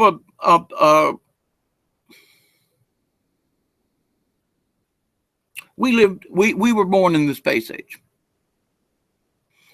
Jet airplanes, rockets, etc. My parents were not.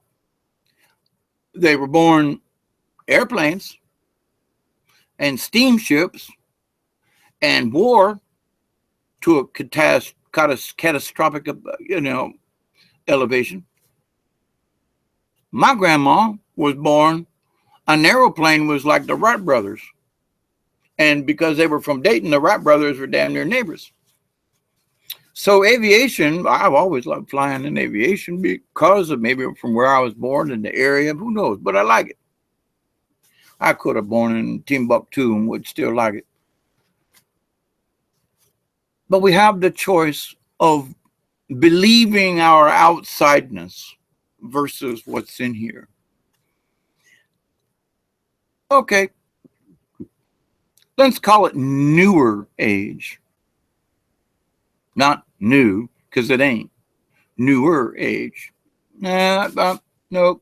Actually, it should be retrospect age or retrograde age.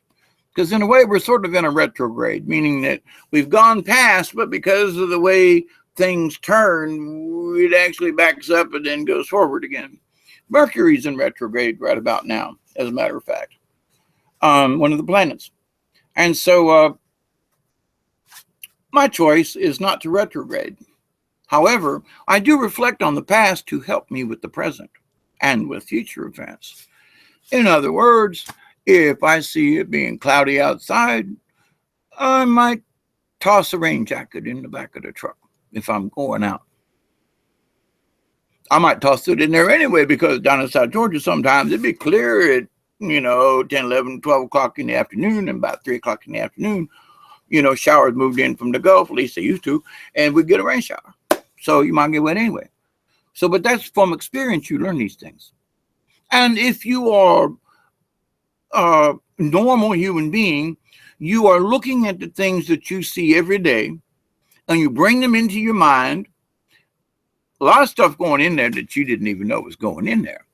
So all of these things come into you, but that your judgment is that you use the knowledge that your brain has to manifest it or to make what today is. In other words, I'm sitting here and thank you.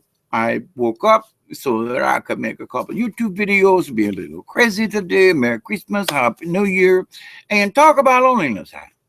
Talk about timelines a little bit. Talk about our memories and what we did not do, and what makes us alone.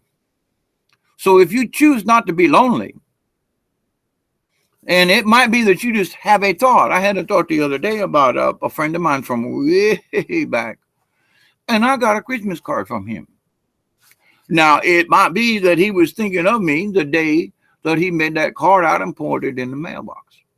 Because once a year, Chuck always he always sends out, he's like an old lady in ways that he loves to send out his Christmas cards. There's nothing wrong with that. And I wish I could do it every year. And maybe next year I can. Because I want to. I want to send somebody a Christmas cheer. So stupid way, I do it in a video and I'm going to put it on their Facebook and I'm going to talk to folks because my writing skills and things have gotten a little wacky. So I'm going to make these crazy videos for anybody to watch. Maybe you get something out of it.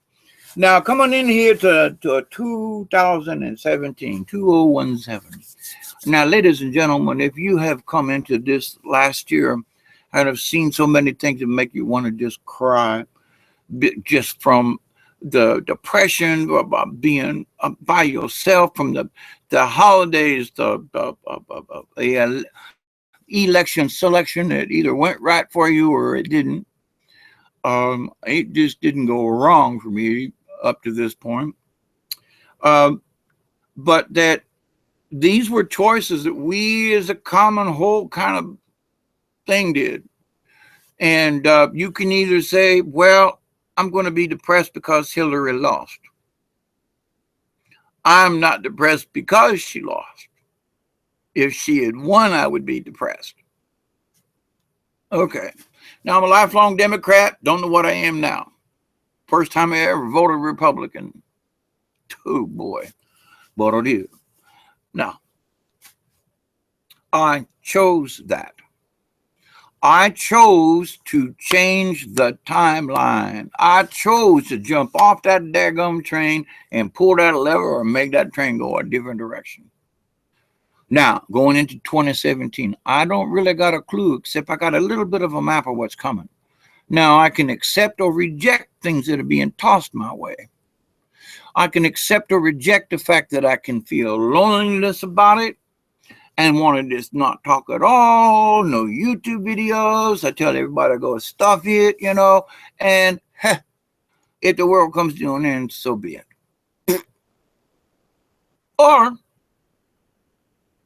Or I can make the choice to say, you know what? I think that for coming up this next year, what I'm going to do is I'm going to change hats. Right. Okay, this is stupid, right? No, it ain't. Because what it does is it helps to change your appearance, but also with it, or you can say, well, this is my Arkansas Jones hat, meaning that this is the hat I wear when I go off on adventures. Okay, so if I put this hat on, in my mind, I don't have to think about it because my mind already knows, because I picked out this hat, because this is the hat I go when I go in the canoe and I go on adventures. So if I put this hat on, my brain thinks adventure. If I put on my ball cap, that means that I'm going to go do something else, because that's my ball cap. If I put on this other floppy crazy hat, it means I'm in a silly ass mood and I feel floppy and crazy. So each one of the hats that I put on helps to change my direction. It helps my brain to go, oh, he put on his adventure hat. Cool beans. Cheers. If I put on my depression hat, my brain would go, oh, well, we're fixing to go lay on the floor and cry a lot. Or something like, I don't know, that one of those skull cap hat things you pull over your head when your ears are cold. But see, that my point is that I have many hats, and each one of them does have a different kind of character to them, I got one hat, which is my my Captain Cutchappy hat, and it's my Southern Gentleman hat, and it reminds me of Mark Twain. It reminds me of Samuel Clemens, and to the point, my son, if you ever watch this, I love you, Samuel, no. And I chose Samuel because Samuel Clemens was a very extraordinary man. And I knew that you had the spirit of Samuel Clemens as a writer in you when you were born. Now, my son will remember that I also said that I had an altar that I wrote as when I was in high school and so forth. And that was Samuel Duncan. That was my pen name. My son thinks that I named him after my pen name.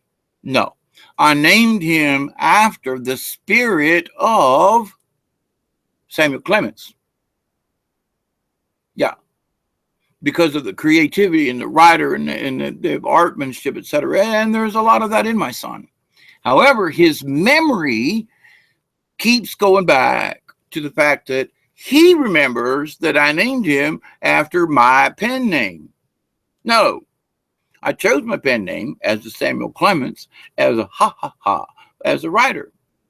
But it was more important that my son understand that I named him from Samuel Clemens, the writer, Mark Twain. He doesn't remember that. He does not remember that part. And I use him, I'm sorry, Samuel, but it's true. You know, you keep putting it to me that that's what you believe and that's what you keep telling people. And that, you know, my father named me after it. He has told so many lies because his mother has implanted in him that what the truth is was slightly kiltered. For example, way back in the day, we didn't have telephones. She didn't have a phone. I didn't have a phone. You know, I worked down in Thomasville and she lived in Moultrie. And back then, 25 miles was a long way, especially if you had to come back, which I did. So living in Thomasville and my son living in Moultrie at the time, I had no way of contacting them to say my truck broke down. I had to work overtime, which if you were told, and still to this day, if you don't do a mandatory overtime, they can fire your tail. And that's what I was risking, losing my good paying job, which I was sending her money. Now, at the same time, and to the point of this, where loneliness gets put in, is that it was put into my son that I did not love him because I did not come and get him. Well, I worked 60-hour weeks. If you worked 60 hours in 5 days, you wore out. And there were times I fell asleep and I didn't wake up for a day. Did I miss picking him up? Yes, both physically and mentally. Did I want to be with my son? Absolutely. Could I get to him? No.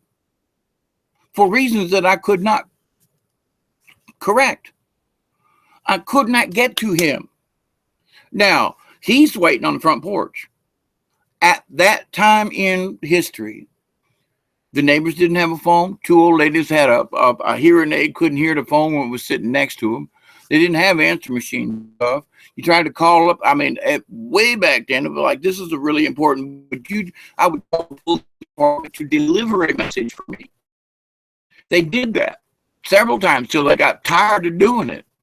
But what my son remembers is that his father would not come and pick him up.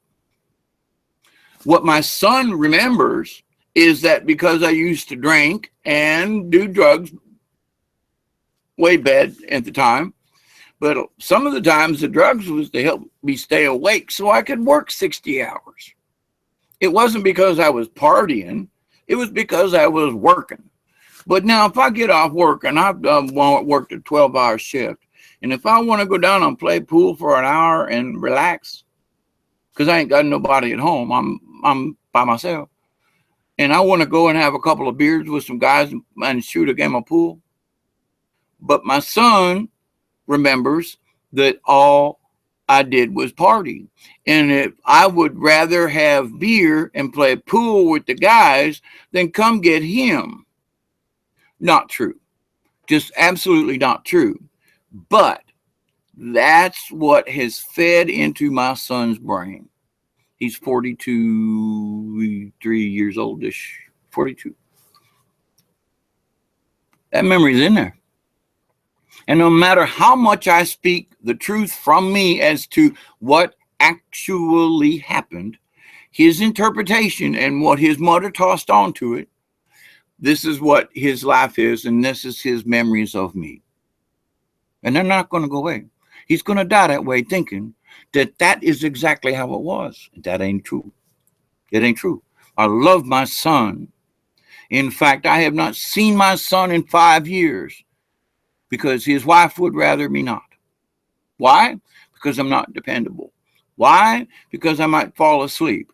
Why? Because I'm a crazy old man. Why would I hurt my grandchild or anything in that, in any way? No. But I'm thinking in a different philosophy. Now, my son, he says that he's gained his philosophy from his life. If it hadn't been for me, he would not have started with that philosophy. If he'd stuck with just his mother, he would have been so narrow-minded, which he still has. But he's Gemini. He's either A or B. There ain't no in between. Me being a Libra, I'm always searching for the balance, So, and now I'm not picking on my son, but what I'm saying is these things got what the truth of what actually happened and what got transferred and what he remembers. Now, there are things that happened to me that I have transferred in a similar way. My point to this is, if you know both sides of the story, like, why was I adopted? Why did my mother give me up? Well, she gave me up reluctantly. Okay. Not just, I don't want him anymore. No. I remember standing in the snow one Christmas. That's another memory. Going to my grandma's house, her mother, going up, knocking on the door, open up the door, and it was like, can we come in? We're cold and hungry and tired. And my grandma, no, who I hope is not in heaven,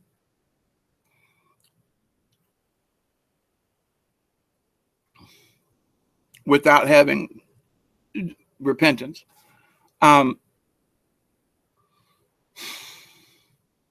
slammed the door on when I was 3, and I was adopted about a month later, because we were literally standing in the snow, tired, cold, hungry, me with newspapers wrapped around my feet for shoes and socks for mittens. I forgive you, Grandma. No, I do. There was she had Catholic Church in her head. That because my grandmother was Catholic, and because my mother was supposed to be Catholic, and she had me out of wedlock at 16, that therefore I was a bastard child, and that I was not to be brought in. I was literally go die in the snow, because my mother committed a sin, and because I was a bastard child, I also was nothing more than sin. And she looked at it that way for a long time. So that way I was adopted by my uncle, who basically gave the finger to my grandma Noel. That's how brave a man he was. He told his mother to F off, So, and that's another thing that happened at Christmas time that's in my brain I can't get rid of. I choose not to dwell on it. I choose to say, wow, that was a messed up time back then. But this is Christmas now, and I choose to make it different. So, you folks, holiday or not, I know we would love to have hugs from our relatives. But if you think a positive thought, you might get that hug in a spiritual way. But you have to allow yourself to accept it. Now, this is the end of where I'm headed with this. There are so many good energies that can and do come our way, but because of all the negative stuff that interferes with us, we're not able to get the positive that's there. We're not allowed to see through the veil, the apocalypse. We're now lifting that veil, pull back that curtain, just like in The Wizard of Oz, eh? The man behind the curtain. The man behind the curtain, in a lot of ways, is our subconscious. It's our duality. What the subconscious brain remembers, and then when it plays it back at times we might not necessarily want, because we have triggered events that replay this for us. It's like a virus in our brain, And so I submit. And I can tell you, as a matter of fact, that once you understand that it could happen, meaning that your brain is listening to all this stuff, but trust me, it is. You don't plug your ears, and even if you do, you can still hear muffled sound. Your brain is listening all the time, 24/7. And it's putting it in little spools of information. And some of it is BS. And other is not BS. Meaning those more traumatic things or more really super happy, joyous events, or the first time you had a job, or the first time you had sex, whatever. Or it might have been the last time you had sex, which, oh well. And the last time I had sex was a wonderful thing, and I miss that person a lot. But events happen. So, but do I choose to dwell upon that and say, oh my God, oh, I miss her? Well, I do. I do miss her. But am I going to waller and cry? No. I'm going to miss her and send her a message of love. I miss you, but I still love you, whether you know it or not. I don't know if she does or not, but it doesn't matter, because I still do on a spiritual level. I still love you, and I send a good thought out. Now, if I was to think about the same person and go, woe is me, I miss you, and I can't stand it, and I'm gone, what does that do? The heaviness of all that negative is simply going to allow it to come in some more. And then another negative thought's going to come flying by, because now I'm not tuned into the radio station of receiving positive thoughts. I have crossed the line, and I'm now into the negative radio stations. Now, that's really hard to break out of and come out from under that blanket of smothered negative feelings. Oh, if I had only done this, and I'm no good, and pile, smother. Or I could say, yeah, all that happened, and it could have been different, but. Now, I could sum it up in 2 sentences, or I could spend 2 or 3 days mulling over it and going back over it and reliving the emotion and the turmoil. And what good is that? That's wasted energy. When I could send out a positive, hi there, my dear. Remember me? I still love you. Here's a Christmas smile from me. I hope you are doing well. I hope you are healthy. I hope that your future is profitable spiritually, mentally, however it needs to come to you, and that I love you. Now, I just sent that out to this person. I didn't speak their name, but I thought it, just to be nice on camera here, but I just did it. So now that made me feel good, because I sent out a positive message of love to someone that I still care for. Whether I see them now or whether they still care for me, doesn't matter. It doesn't. And I'm not going to cry and mull over it. No, because I just sent a message of love to this person. And what better way to share anything than with a wish of honest to goodness, I'm sorry things didn't work out, but I love you still. Merry Christmas, Happy New Year, whatever your thought might be. Praise the Lord, Allah be, whatever it is. So, yeah, I was going to quit this. Loneliness, yes, it is our choice. And it can be changed with a thought. It can be changed with a deed. There was I can't remember what I was watching or listening to. I fell asleep during the middle of it, Ben, and I can't remember what it was. But it's interesting because in the last few years I've been discussing timelines and the physics of us altered dimensions and so forth. And in the last 10, 15 years, this is becoming more and more of a hot topic, especially like with CERN. They want to break the veil and see into other dimensions. In fact, they are. And they have told us so with like the D-Wave computer and so forth. The accessing, 5,000 different dimensions. I'm not lying. Scared the poo-poo out of me. But to the point now they're actually saying, well, they do exist. In fact, we are on a different timeline. And a couple of months ago, something happened, and it was almost like it was around the election. And it was almost like a galactic superwave came over, and everybody on the earth, well, I say everybody, folks who are tuned in with the internet and so forth, everybody's like, well, there, I can't tell you what, but something feels different. And it doesn't feel bad, but it's damn sure, I don't mean to cuss, but it's dang sure different. Okay. And so let's take this. It's not what I'm used to feeling wise.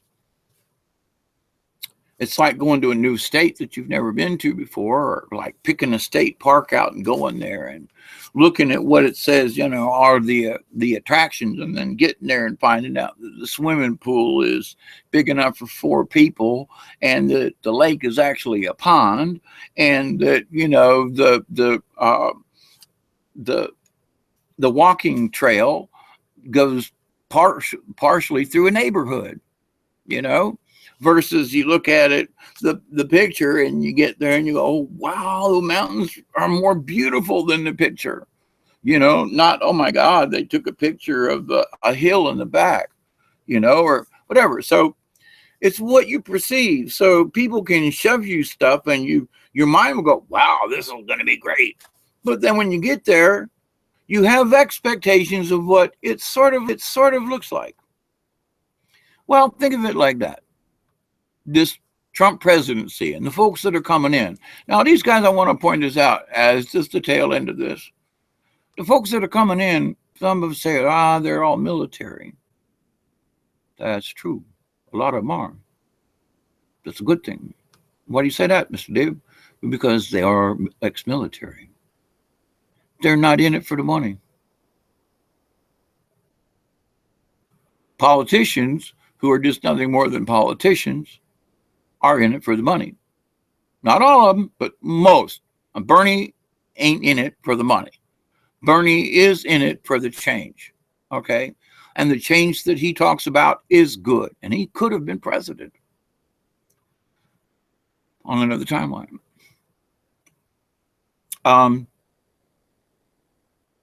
So whatever wiggly wiggle that might have happened to the planet Earth, and we as a collective humanity upon this planet, we all have got a different feeling. Now, I submit that we just leave the negative over here. And I'm not saying that something bad is not going to happen. I'm saying if we all keep maybe this is going to turn out okay. Even if we just say maybe it will versus maybe it won't, I could stop and say 2017 is going to suck. I want Trump no matter what as president. He's got all these yahoos coming in. They want to change all this and go to all that. They're talking about rewriting Social Security. I'm already poor enough now. I can't make it. You know, I can't get my teeth fixed. But there are other things that are happening too that on the other side is like, well, maybe in the long run. Now, does that hurt a bunch of us senior citizens? You betcha. But we senior citizens need to speak up. Duh. We voted these people in, sort of. Mostly on a local level, yeah. And even on the state level, I was proud of the fact that the state of Georgia found that the DHS were hacking them. Ooh. So living in the state of Georgia, I was worried about them like not keeping an eye on the voting machines because of some of the legislatures that have been in power before them. But I got to say that these guys are like, hold it.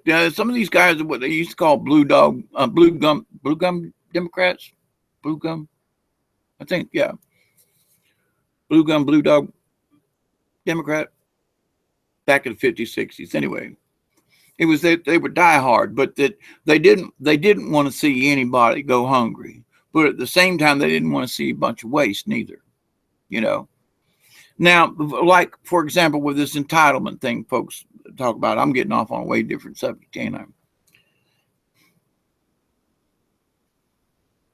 If you don't have a job and you don't have a house because of circumstances beyond your control, like your job went to Mexico, like mine did, and 800 other people lost their jobs, plus the people all around here, South Georgia got decimated when them companies went south. They did. So you don't have a house, you don't have a job, you don't have any food because you don't have a house and you don't have a job. You can't get food stamps because you don't have a house. So, but now, if your entitlement, quote, you're living off of the government, is that you're on food stamps because you got no choice. I know a lot of people, even myself at 64, if I could get me a little part-time job that I could do, I'd do it, especially if it had to do with the computer. I noticed there was somebody that needed somebody to do drawings for them. And I applied to this place 5 different times. And I told them, I said, if you hired me, you would never, I would always work for you because you're local and I like what you do. And it's intriguing. I love 3D AutoCAD and I can do this for you. And now with the new computer age, I can work for you at home and not be on the road, but I can come in if I'm needed. Okay. So I can do both, but they don't want to. Instead, they keep looking for people out of school, and they hire them. They work 3, 4, 5 months, and they're out. So they taught them, lost them, taught them, lost them, taught them, lost them. Now, that's great that somebody got a job, but it's not good for the company who's always looking for a draftsman. There's no, you know. So this is what's coming from the outside. This is what I mean by negativities coming in. We can accept them and go, well, that company in there, they're crazy for not hiring me. And I did. I got really upset about it 10 or 15 years ago. And they're still looking for people. Go figure. I'd still be working for them if they'd allow me. But things went down a different timeline. Is this timeline bad? No. Is it good? We'll see. Am I at war? No. There are a lot of things that could be worse. So are there things that need to be fixed in our society and in things that happen to do with us around us? Absolutely. But it's by our choice to whether or not we get involved. It's our choice whether or not to make a YouTube video. And it has the choice whether or not to make comments at the bottom. So I suggest.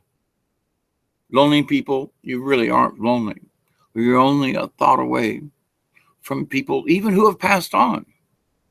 And that's not, you ain't got to go into voodoo, Ouija boards.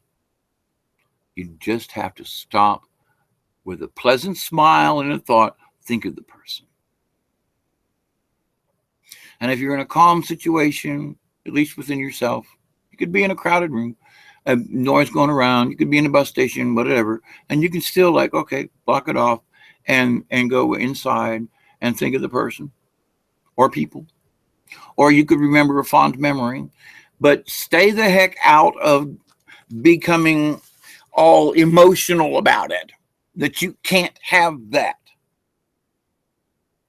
Have the memory, but understand when you do that it's memory.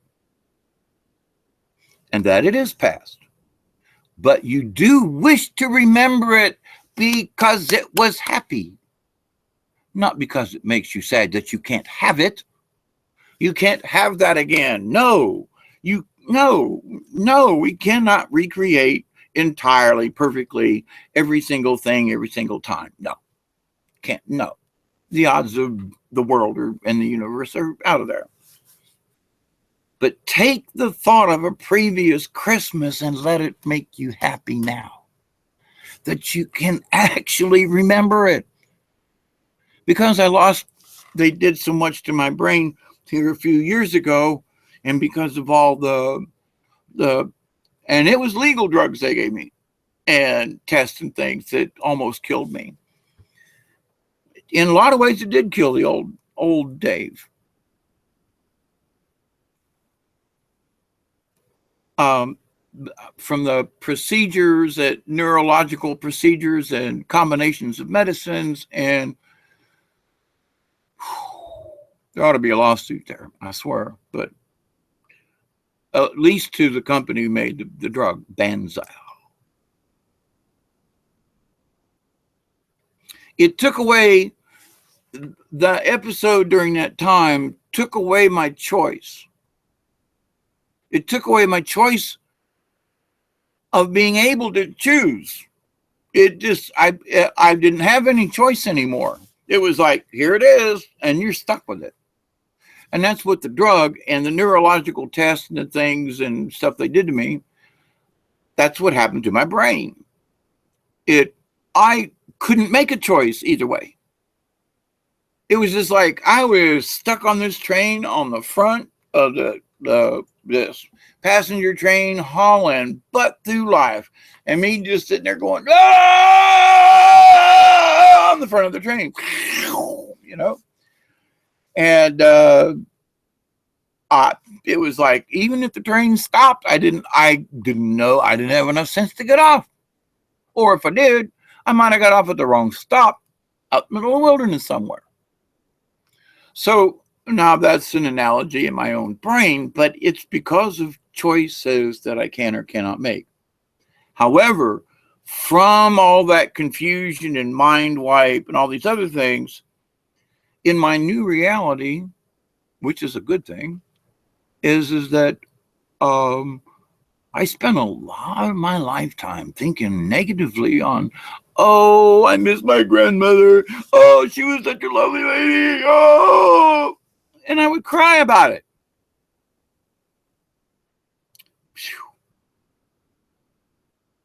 Then it dawned on me one day, and it was because of the near-death experience and whoever it was that I saw on the other side. There were several that I spoke with, but I'm not allowed to remember it all, which is okay. But that, dude, remember me, but remember me in a good way, like Jesus. He's like, when you break bread and have wine and friends come together and we drink and and we share. That is Christ. That is the Jesus. That is the love. That is how we come together and we be and we do. Not changing bread into body of God or some crap. Or that we should, the only time we remember Jesus is when he's suffering.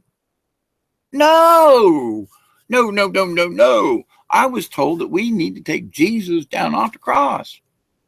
Because of all the time that Jesus was here, he was only on the cross for that much of the time. But we, as a Christian population of this, that believe it all in Jesus, is that we must keep him on the cross. No, that's a negative. Other people want us to think those negative thoughts. Now, I choose to think of Jesus as a savior. Oh, okay. As a brother, more. A savior in the fact that if I listen to what he said, be kind to your brother, sister, do this, we all live in a harmony, etc., etc., etc. And that the real God's law ain't got nothing to do with man. It has nothing to do with money. If you're a rich man, if you want to get to heaven and see the real God, then you're not going to hoard it. Got a friend of mine, was poor all of his life. Sold his property. I was told that he got $1 million for it. And I believe it. I do. I honestly believe he got $1 million for that property. But now with my teeth being all bad and everything and crunching and everything, you know, I tried to get in touch with him to borrow money, not give it. But of all the things, I've known this kid since I was 7 years old.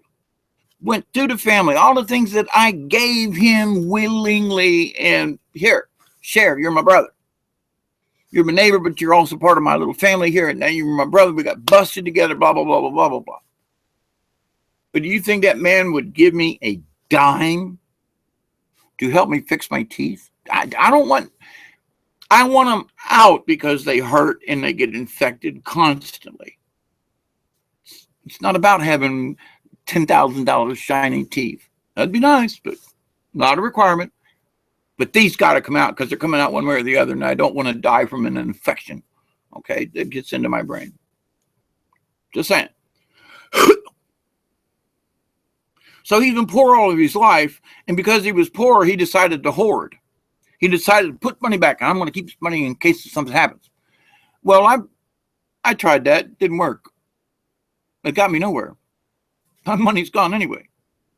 But to the point of him, though, someone who is in need, a close-in person, not some don't know you on the other side of the planet, asking for help. No, can you loan me money to get my teeth pulled? Sitting on $1 million in the bank. His answer was, that's greed. Where did he pick up the greed? Because he was so poor. And he doesn't want to be poor anymore. And he doesn't want any circumstance at any point in the future to put him in a situation where he is poor of money. Now, does he have any friends or anything? No, he lives out in the woods. But he made it that way. That's his choice. Now, but his choice was different than my choice. He chose to push people away and tell them to F off. Me, other people just migrated away from me. That's different. I am on my property where I've lived now for, going on 40 years. So comfortable 35 years. So my loneliness is different. All right. I didn't ask to be lonely. I live in the same place where people used to come and visit me once a month, or they would call me and, hey, let's get together and do a dinner. Gone. So yes, I miss those. And yes, I have gotten depressed over that. I don't anymore. Yeah, it took some hard stuff. Absolutely. You got to go inside yourself, and you do have to be strong. But the thing is the first thing, if you just stop and go, wait a minute. I miss my grandmother, but why am I crying? Let me think of the good things. Not the fact that I miss her. We focus on the missing her part, and we're missing the fact that we're not receiving the good energy of the memory. Did that make sense? We're not receiving the good energy of the memory. We're actually crying and creating a negative because we can't have it or we miss it. But if we looked at it, the event, my bonfire, I think that's why I like bonfires so much. And I don't mean like burn the woods down. I'm just a nice fire versus a little campfire. That I would cry. Physically, literally, internally, outwardly, bawl. I'm crying. I'm sad because I can't have a bonfire with my friends. Boo-hoo, woe is me. I miss it. Well, guess what else I missed? I missed receiving the good energy because of this one particular New Year's we had, and I've got it on tape somewhere. I mean, it was just uncanny. Hoyt was still alive, and we had an outside party here. We had the hot tub going in here, and people going in and out. There was music playing. There was laughter and frivolity, and my brother would build a cannon. And we had stuffed it and packed it and everything. And I had a videotape set up, a camera out towards where the fire was and everything. And you could see on the camera, and we're all doing the countdown, 3, 2, 1. And my brother had lit the fuse. And usually it takes a second or two for it to go boom. Well, the clock on the VCR and the cannon went off, boom, exactly as it changed to 12 o'clock. I mean, boom, dead on it. And we were all like, woo, it was so cool. And all of us that were here, the energy level and the good feelings and the vibe. And see, I used to cry about that, not being able to have that again. When instead, just now, when I talk about it with a different frame of mind, I am energized by the memory of all of those people. The cannon go off, man, it was so cool. Now, why should I cry about that? Yeah, I miss it. Of course I can't have it again. I miss the people who have passed. I miss the arguments and whatever's happened between some of those who are still alive, and we don't do it. But now I don't want to go on the negative, because I understand I have a choice, and my choice is simple. I choose to think about the fun times we had over here in the hot tub, and Dory's green hair, and and the cannon going off on time. We walked down to the river one year on New Year's, and it was a new moon, blue moon. Yeah, it was the second full moon of the 31st January into the 1st. A bunch of us walked all the way down to the river. And now I had a really good trail back then at the time. It's not as good now. But a bunch of us went down to the river without a flashlight, higher than a kite. Oh my God, we were high. Down to the river, walked through the trails and everything. It's almost a quarter mile down there, one way. And so, round trip, you've done a good half mile easy. And if you go up and down the river and around and around and around, it's more. Okay, obviously. Nobody got hurt. Nobody was there. And the energy level, I mean, we literally, all of us kind of glowed because we were all so charged up. And we were using the full moon and the energy and a little bit of the drugs and the alcohol. But it was also, we were just all having good time.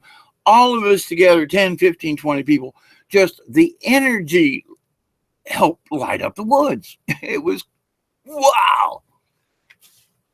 So I choose to take the good energy from my memories and feed off of that good energy, that it really still exists, rather than create a negative from that positive. Oh, I miss it. Oh, I can't have it anymore. Oh, that was a good time and I wish I could have it again. Oh, woe is me. Oh, woe is me. Oh, woe is me. I choose positive. I choose that memory was kicking.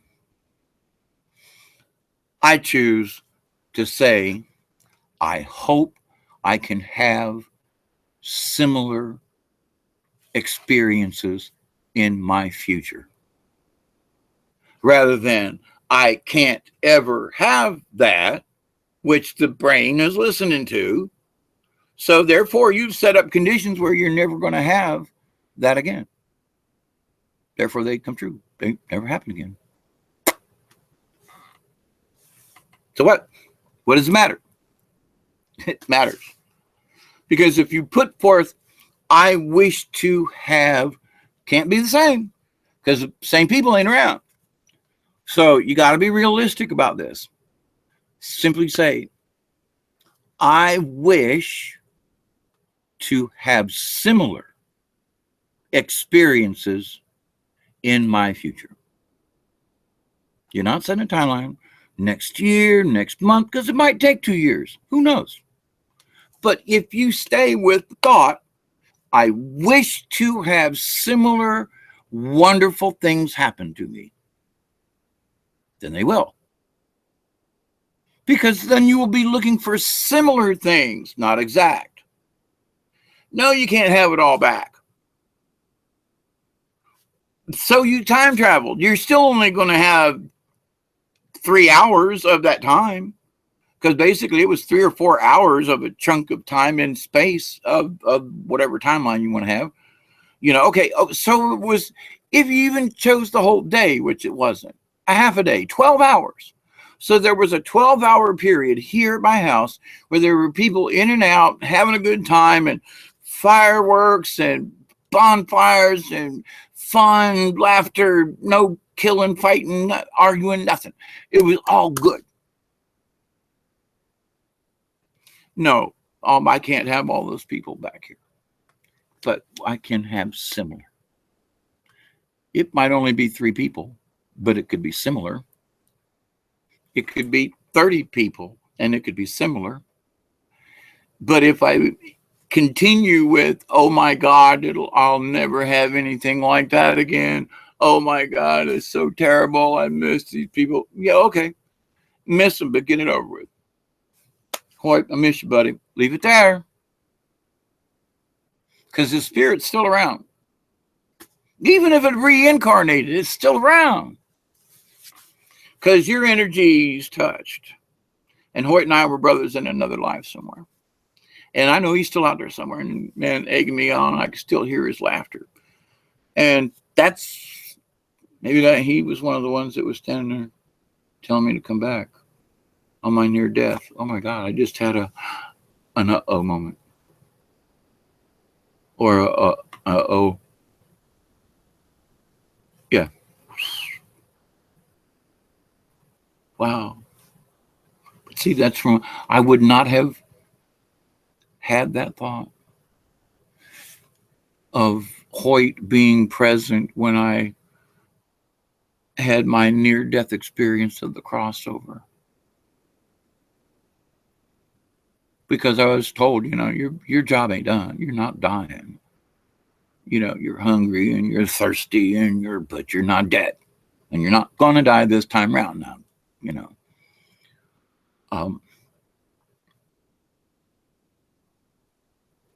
But I knew that there were, one of the people, I knew that there were angels, folks on the other side or whatever, and I could kind of perceive them. My brain doesn't remember like it was their face.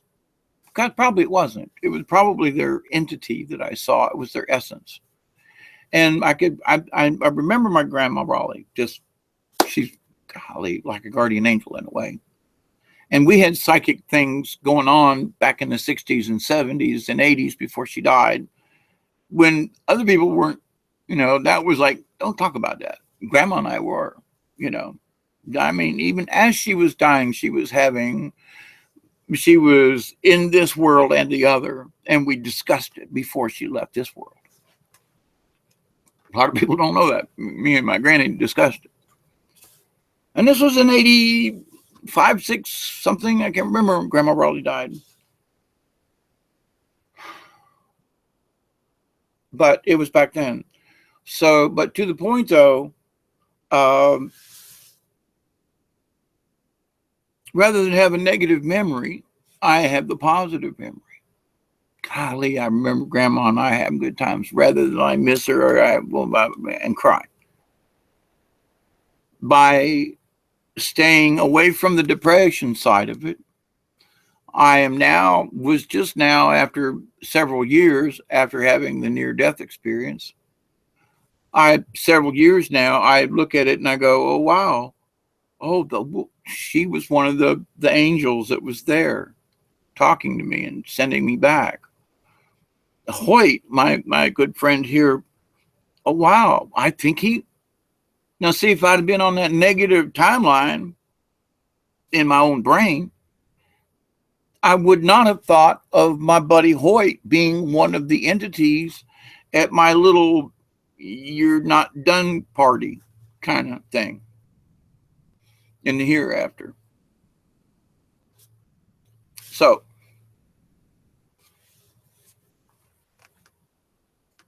if you're still with me,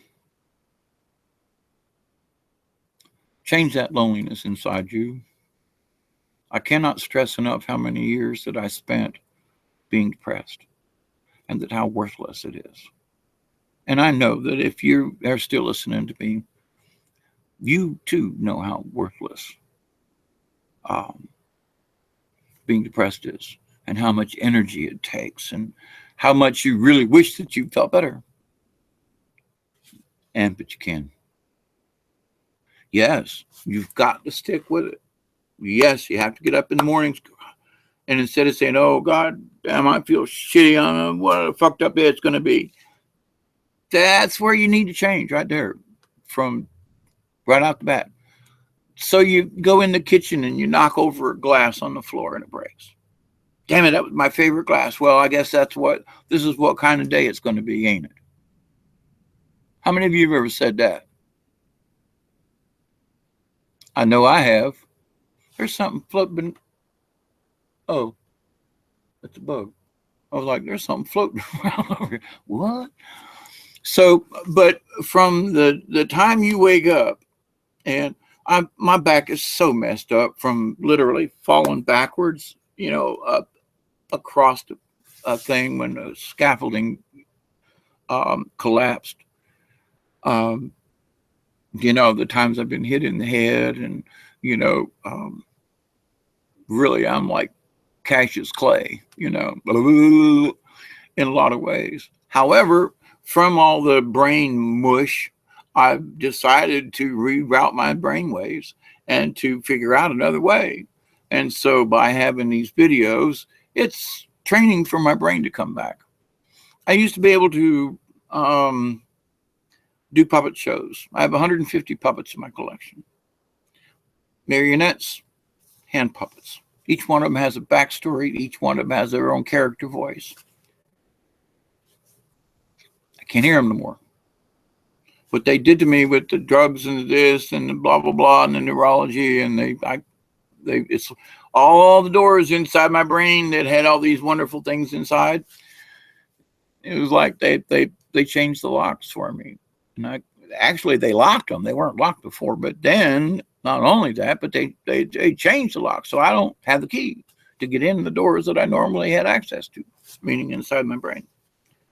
So, but now I was all upset about the fact that they closed the doors to begin with. And then I found out that they had locked them. So I spent too much time over these last several years being pissed off about that they shut them off, rather than how do I open the doors back up and turn on these good things that were hidden away, like doing puppets and storytelling and things like that. So now this episode here is my trying to explain things that might help someone else in a situation. And another thing would be that as much as a lot of folks want to just poo-poo New Age, there's a lot to what goes on in New Age that is actually helpful. Energy levels, timelines, stuff. You go, it's all New Age crap. You need to listen to some of it, though. Yeah, because some of it is really, really, really true. And some of it might actually help you out in your situation. I spent way too much of my life being depressed and being alone. You don't have to be. You really, really, really, really, really don't have to be, because the choice is internal. Okay. And all this spiritual hookah mooka, basically, when you get right down to what the basics of the brain is, it's the choice in the brain, yes or no. It's an if and or, in the digital world, it's a 0 or a 1, so negative is 0 and 1 is the positive. So your brain, it's in there, it's asking whether or not you want to make a decision of a 1 or a 0. And sometimes you don't have that control because of outside stimuli. So when you stop with the outside stimuli for just a second and go, okay, I need to make a decision here. Am I going to feel lonely and pukey and just waller in my filth? Or am I going to take a positive thought which is an action in itself, and go, no, I choose not to wallow in all this sadness. I choose to take the memories of my childhood, of all those wonderful things I miss, and use that energy to make me feel good. Oh, I feel good because I can still remember my grandmother. I feel good because I remember my dad taking me, and we went sledding that time, with the bonfire and all the family and friends. I feel good because I can remember those. I feel good because I can relate and tell those stories to other people and say, hey, you're having a bad day today? Golly, man, maybe remember we used to have a fire and we did this, da da da. That lifts spirits up. That keeps you out of that depressed state, At least it has me. Now, I ain't here to say that this is a miracle cure, but it is. It's a miracle in that it doesn't take any drugs to get there. All it takes is a 1 or a 0 in your head. Which pathway do you wish to go? Do you wish to go pell-mell hell down into depression and become the roots and look it up and go, there ain't no other way to go but up? Or I can continue to see if I can't dig myself deeper in my depression, which I've done. I did for many, many years. Okay, so you don't know me, eh? But I did. My choice now is 1s or 0s. I don't want the 0 one. I choose 1. I'm not sure where that's going to head me, but at least I'm not going back into that damn hole of wallowing over I'm lonely at Christmas time and holidays. I'm still by myself, but I'm not lonely. There's the difference. It's like, okay, I choose to be by myself because I live in the country. I'm a hermit type. And because of my illness this last 2 weeks, I didn't really feel like traveling anywhere. Now, I could have accepted visitors if somebody wanted to come and visit. I would have loved to have had camaraderie here, but other people didn't feel like traveling either. So it's not that I didn't want to be around anybody. It's that I couldn't travel and other folks couldn't travel here. Circumstances. But rather than be all pissed off about the circumstances, I'm taking that as a positive and going, well, maybe my brain needed to rest a little bit. Maybe I just needed to be crazy and make a couple videos on Christmas rather than worry about, well, I couldn't see my grandson and, oh, woe is me, my daughter didn't call. Or, I could go off on 100 different places. Am I still by myself? Yeah. Could I be lonely? If I thought about it. If I let myself. Oh, my God, nobody called me today. Oh, my God, nobody sent me an email. Oh, my God, I've been sending out little video things going, Merry Christmas. Did I get a reply? No. I could be pissed off about that. I could be depressed about it. I could go, oh, God almighty, this is just stupid. Why am I even attempting? Because I choose to not be negative. I choose not to be depressed this Christmas or during the holidays. Even though I might be, quote, by myself physically. Of course, when I got my cats that come in, I go out and check with my chickens and fed them today and collected eggs. So am I by myself? Not really. Am I lonely? Only if I choose so. And for a lot of times, because of all the commercials you see on TV, they tell you if you don't have family and friends, then you got to be a lonely SOB. You got to be miserable. If you don't have this wonderful Christmas dinner, if you don't have a beautiful tree, if you don't have X, Y, and Z, then you got to be miserable. I choose not to be. I am not miserable. I choose to say I love you all for Christmas. And I choose to say, thank you very, very, very much for being you this Christmas. Thank you for not going out and being a car bomber. Thank you for not, creating a catastrophe with your family. Thank you for caring for your children. Thank you. If you didn't have a chance to call me, thank you for you taking care of your family. Did you take care of your husband? Yeah, we were busy, and I'm sorry, Pops, I couldn't call you. I'm glad you were taking care of your business. So now, but I thought of you. I just couldn't call you. Okay. Now I know that's a situation because of my daughter's situation. I know this. I know there are other things that she's going on about that she doesn't want to share with me to worry me. Thank you. But I choose not to worry. I choose noun positive or negative. It's a one or a zero. However, with quantum physics, the ones and the zeros can actually occupy the same space. So I could be slightly depressed with an upbeat attitude. I guess that's what that means. Can you feel a little sad because I miss my grandma? Oh, yeah, yeah, yeah. But that's been 30 years ago. But I choose still to remember what a wonderful time it was and how it makes me smile. Yes, two things can occupy the same space at the same time. I can be slightly depressed with a lot of elation. Yes, ones and zeros in the quantum world can wiggle back and forth and actually occupy the same space, if you will.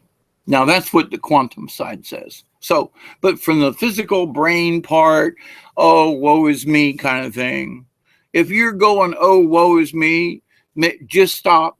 Just stop right there. And I'm not saying that you shouldn't feel sorry for yourself, but how much sorry? I have a choice. I chose to be by myself. Okay, I don't really want to be by myself, so I make a YouTube video. Maybe somebody will watch. It says I got a viewer. Hi. Merry Christmas to you if you're actually out there, and that's not a lie on the bottom of the screen there.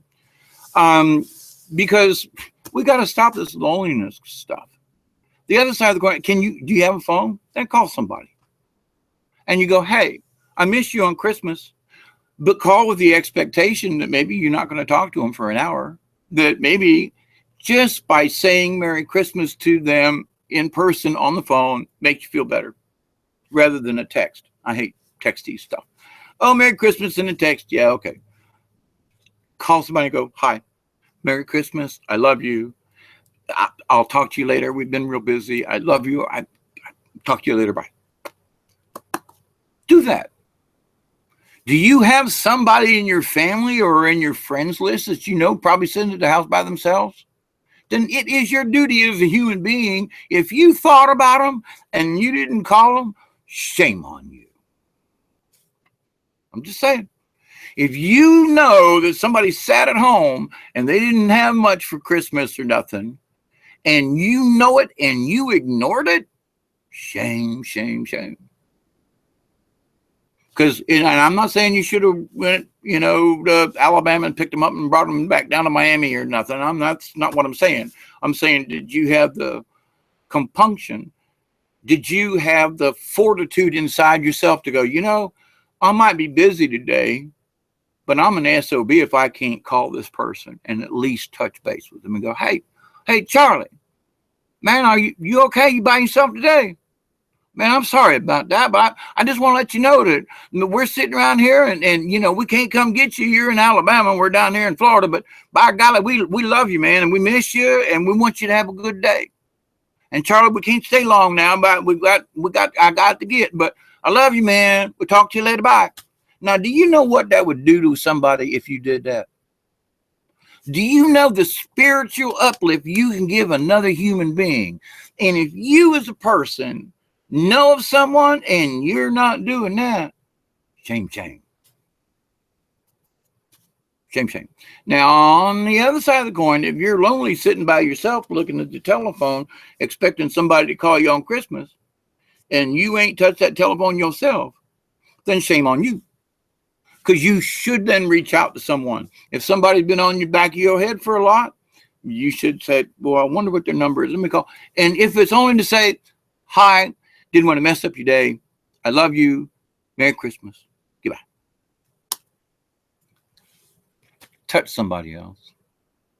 If you're alone and you're afraid to call out, oh, stop it. Really. If you make one phone call to somebody to the outside and not discuss I'm depressed or anything, call with a good intent. I just want to wish someone a Merry Christmas and pass along a good thought, because what will happen in return is you'll feel better at the end of it. and you won't feel as lonely. You might miss them, but see, again, that's your choice whether or not to wallow in it. So I say, yes, holidays are a rough time. Yes, it's difficult. But yes, you can fix it. Yes, you can get out of it. Yes, there are answers. That's the other side of the coin. There's a way out. There's a way out of the mess. You just have to be willing to put on your boots. And if you don't got boots, then you just got to be willing to slosh through the muck to get to the dry land, period. That's all there is to it. And if you are any person who has been in a depressed state for any length of time, then you understand that you are wading through muck. And honey child, I'm here to tell you, you have wallowed in the muck so long, it feels like home.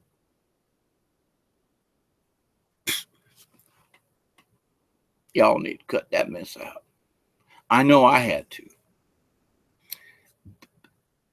The mud got comfortable. Say no to the mud, say no to the muck, and say, I choose to be in a positive attitude. I choose to feel better about myself. I choose the 1 and the 0, or, I choose the positive side of the negative timeline. I choose to go this way. I choose to jump off that damn train and pull that lever. I choose differently. And as soon as you say to yourself, say it out loud so your brain will hear it. I choose different. You might not know what that difference is. That's not important right now. What really is important is that you make the choice to change. Change what? I don't know, but I'm not going this way. Well, what are you going to do? I don't know, but I'm not going to do that. I'm not going to run into that wall. I'm going to slam on the brakes. I'm going to jump off. But I'm not going to hit the wall. I choose to do something different. Period. That's all. As soon as your brain starts picking up on that, I don't want to do that. That's crazy. I don't want to do that. That's insane. I don't want to keep doing this. This is stupid. Now, you might not have the answer, but by saying, I choose not to continue doing dumb stuff, it will give you more opportunities because now you've made a decision. Now you've chose not to go that way. And simply by making that decision, it opens up all kinds of possibilities. A positive timeline, a positive Christmas, a positive, I might not have sat around with you all at the fire here at my place. I am going to go outside and build a fire. Turn on some tunes. Merry Christmas. God bless you all. And we can all have a happy new year. We as a collective just need to choose so. Happy New Year. I say it again. Happy New Year to all of humanity, to all of the planet. And whoever your God is other than Satan, God bless you. To the light, for the light workers. Cheers.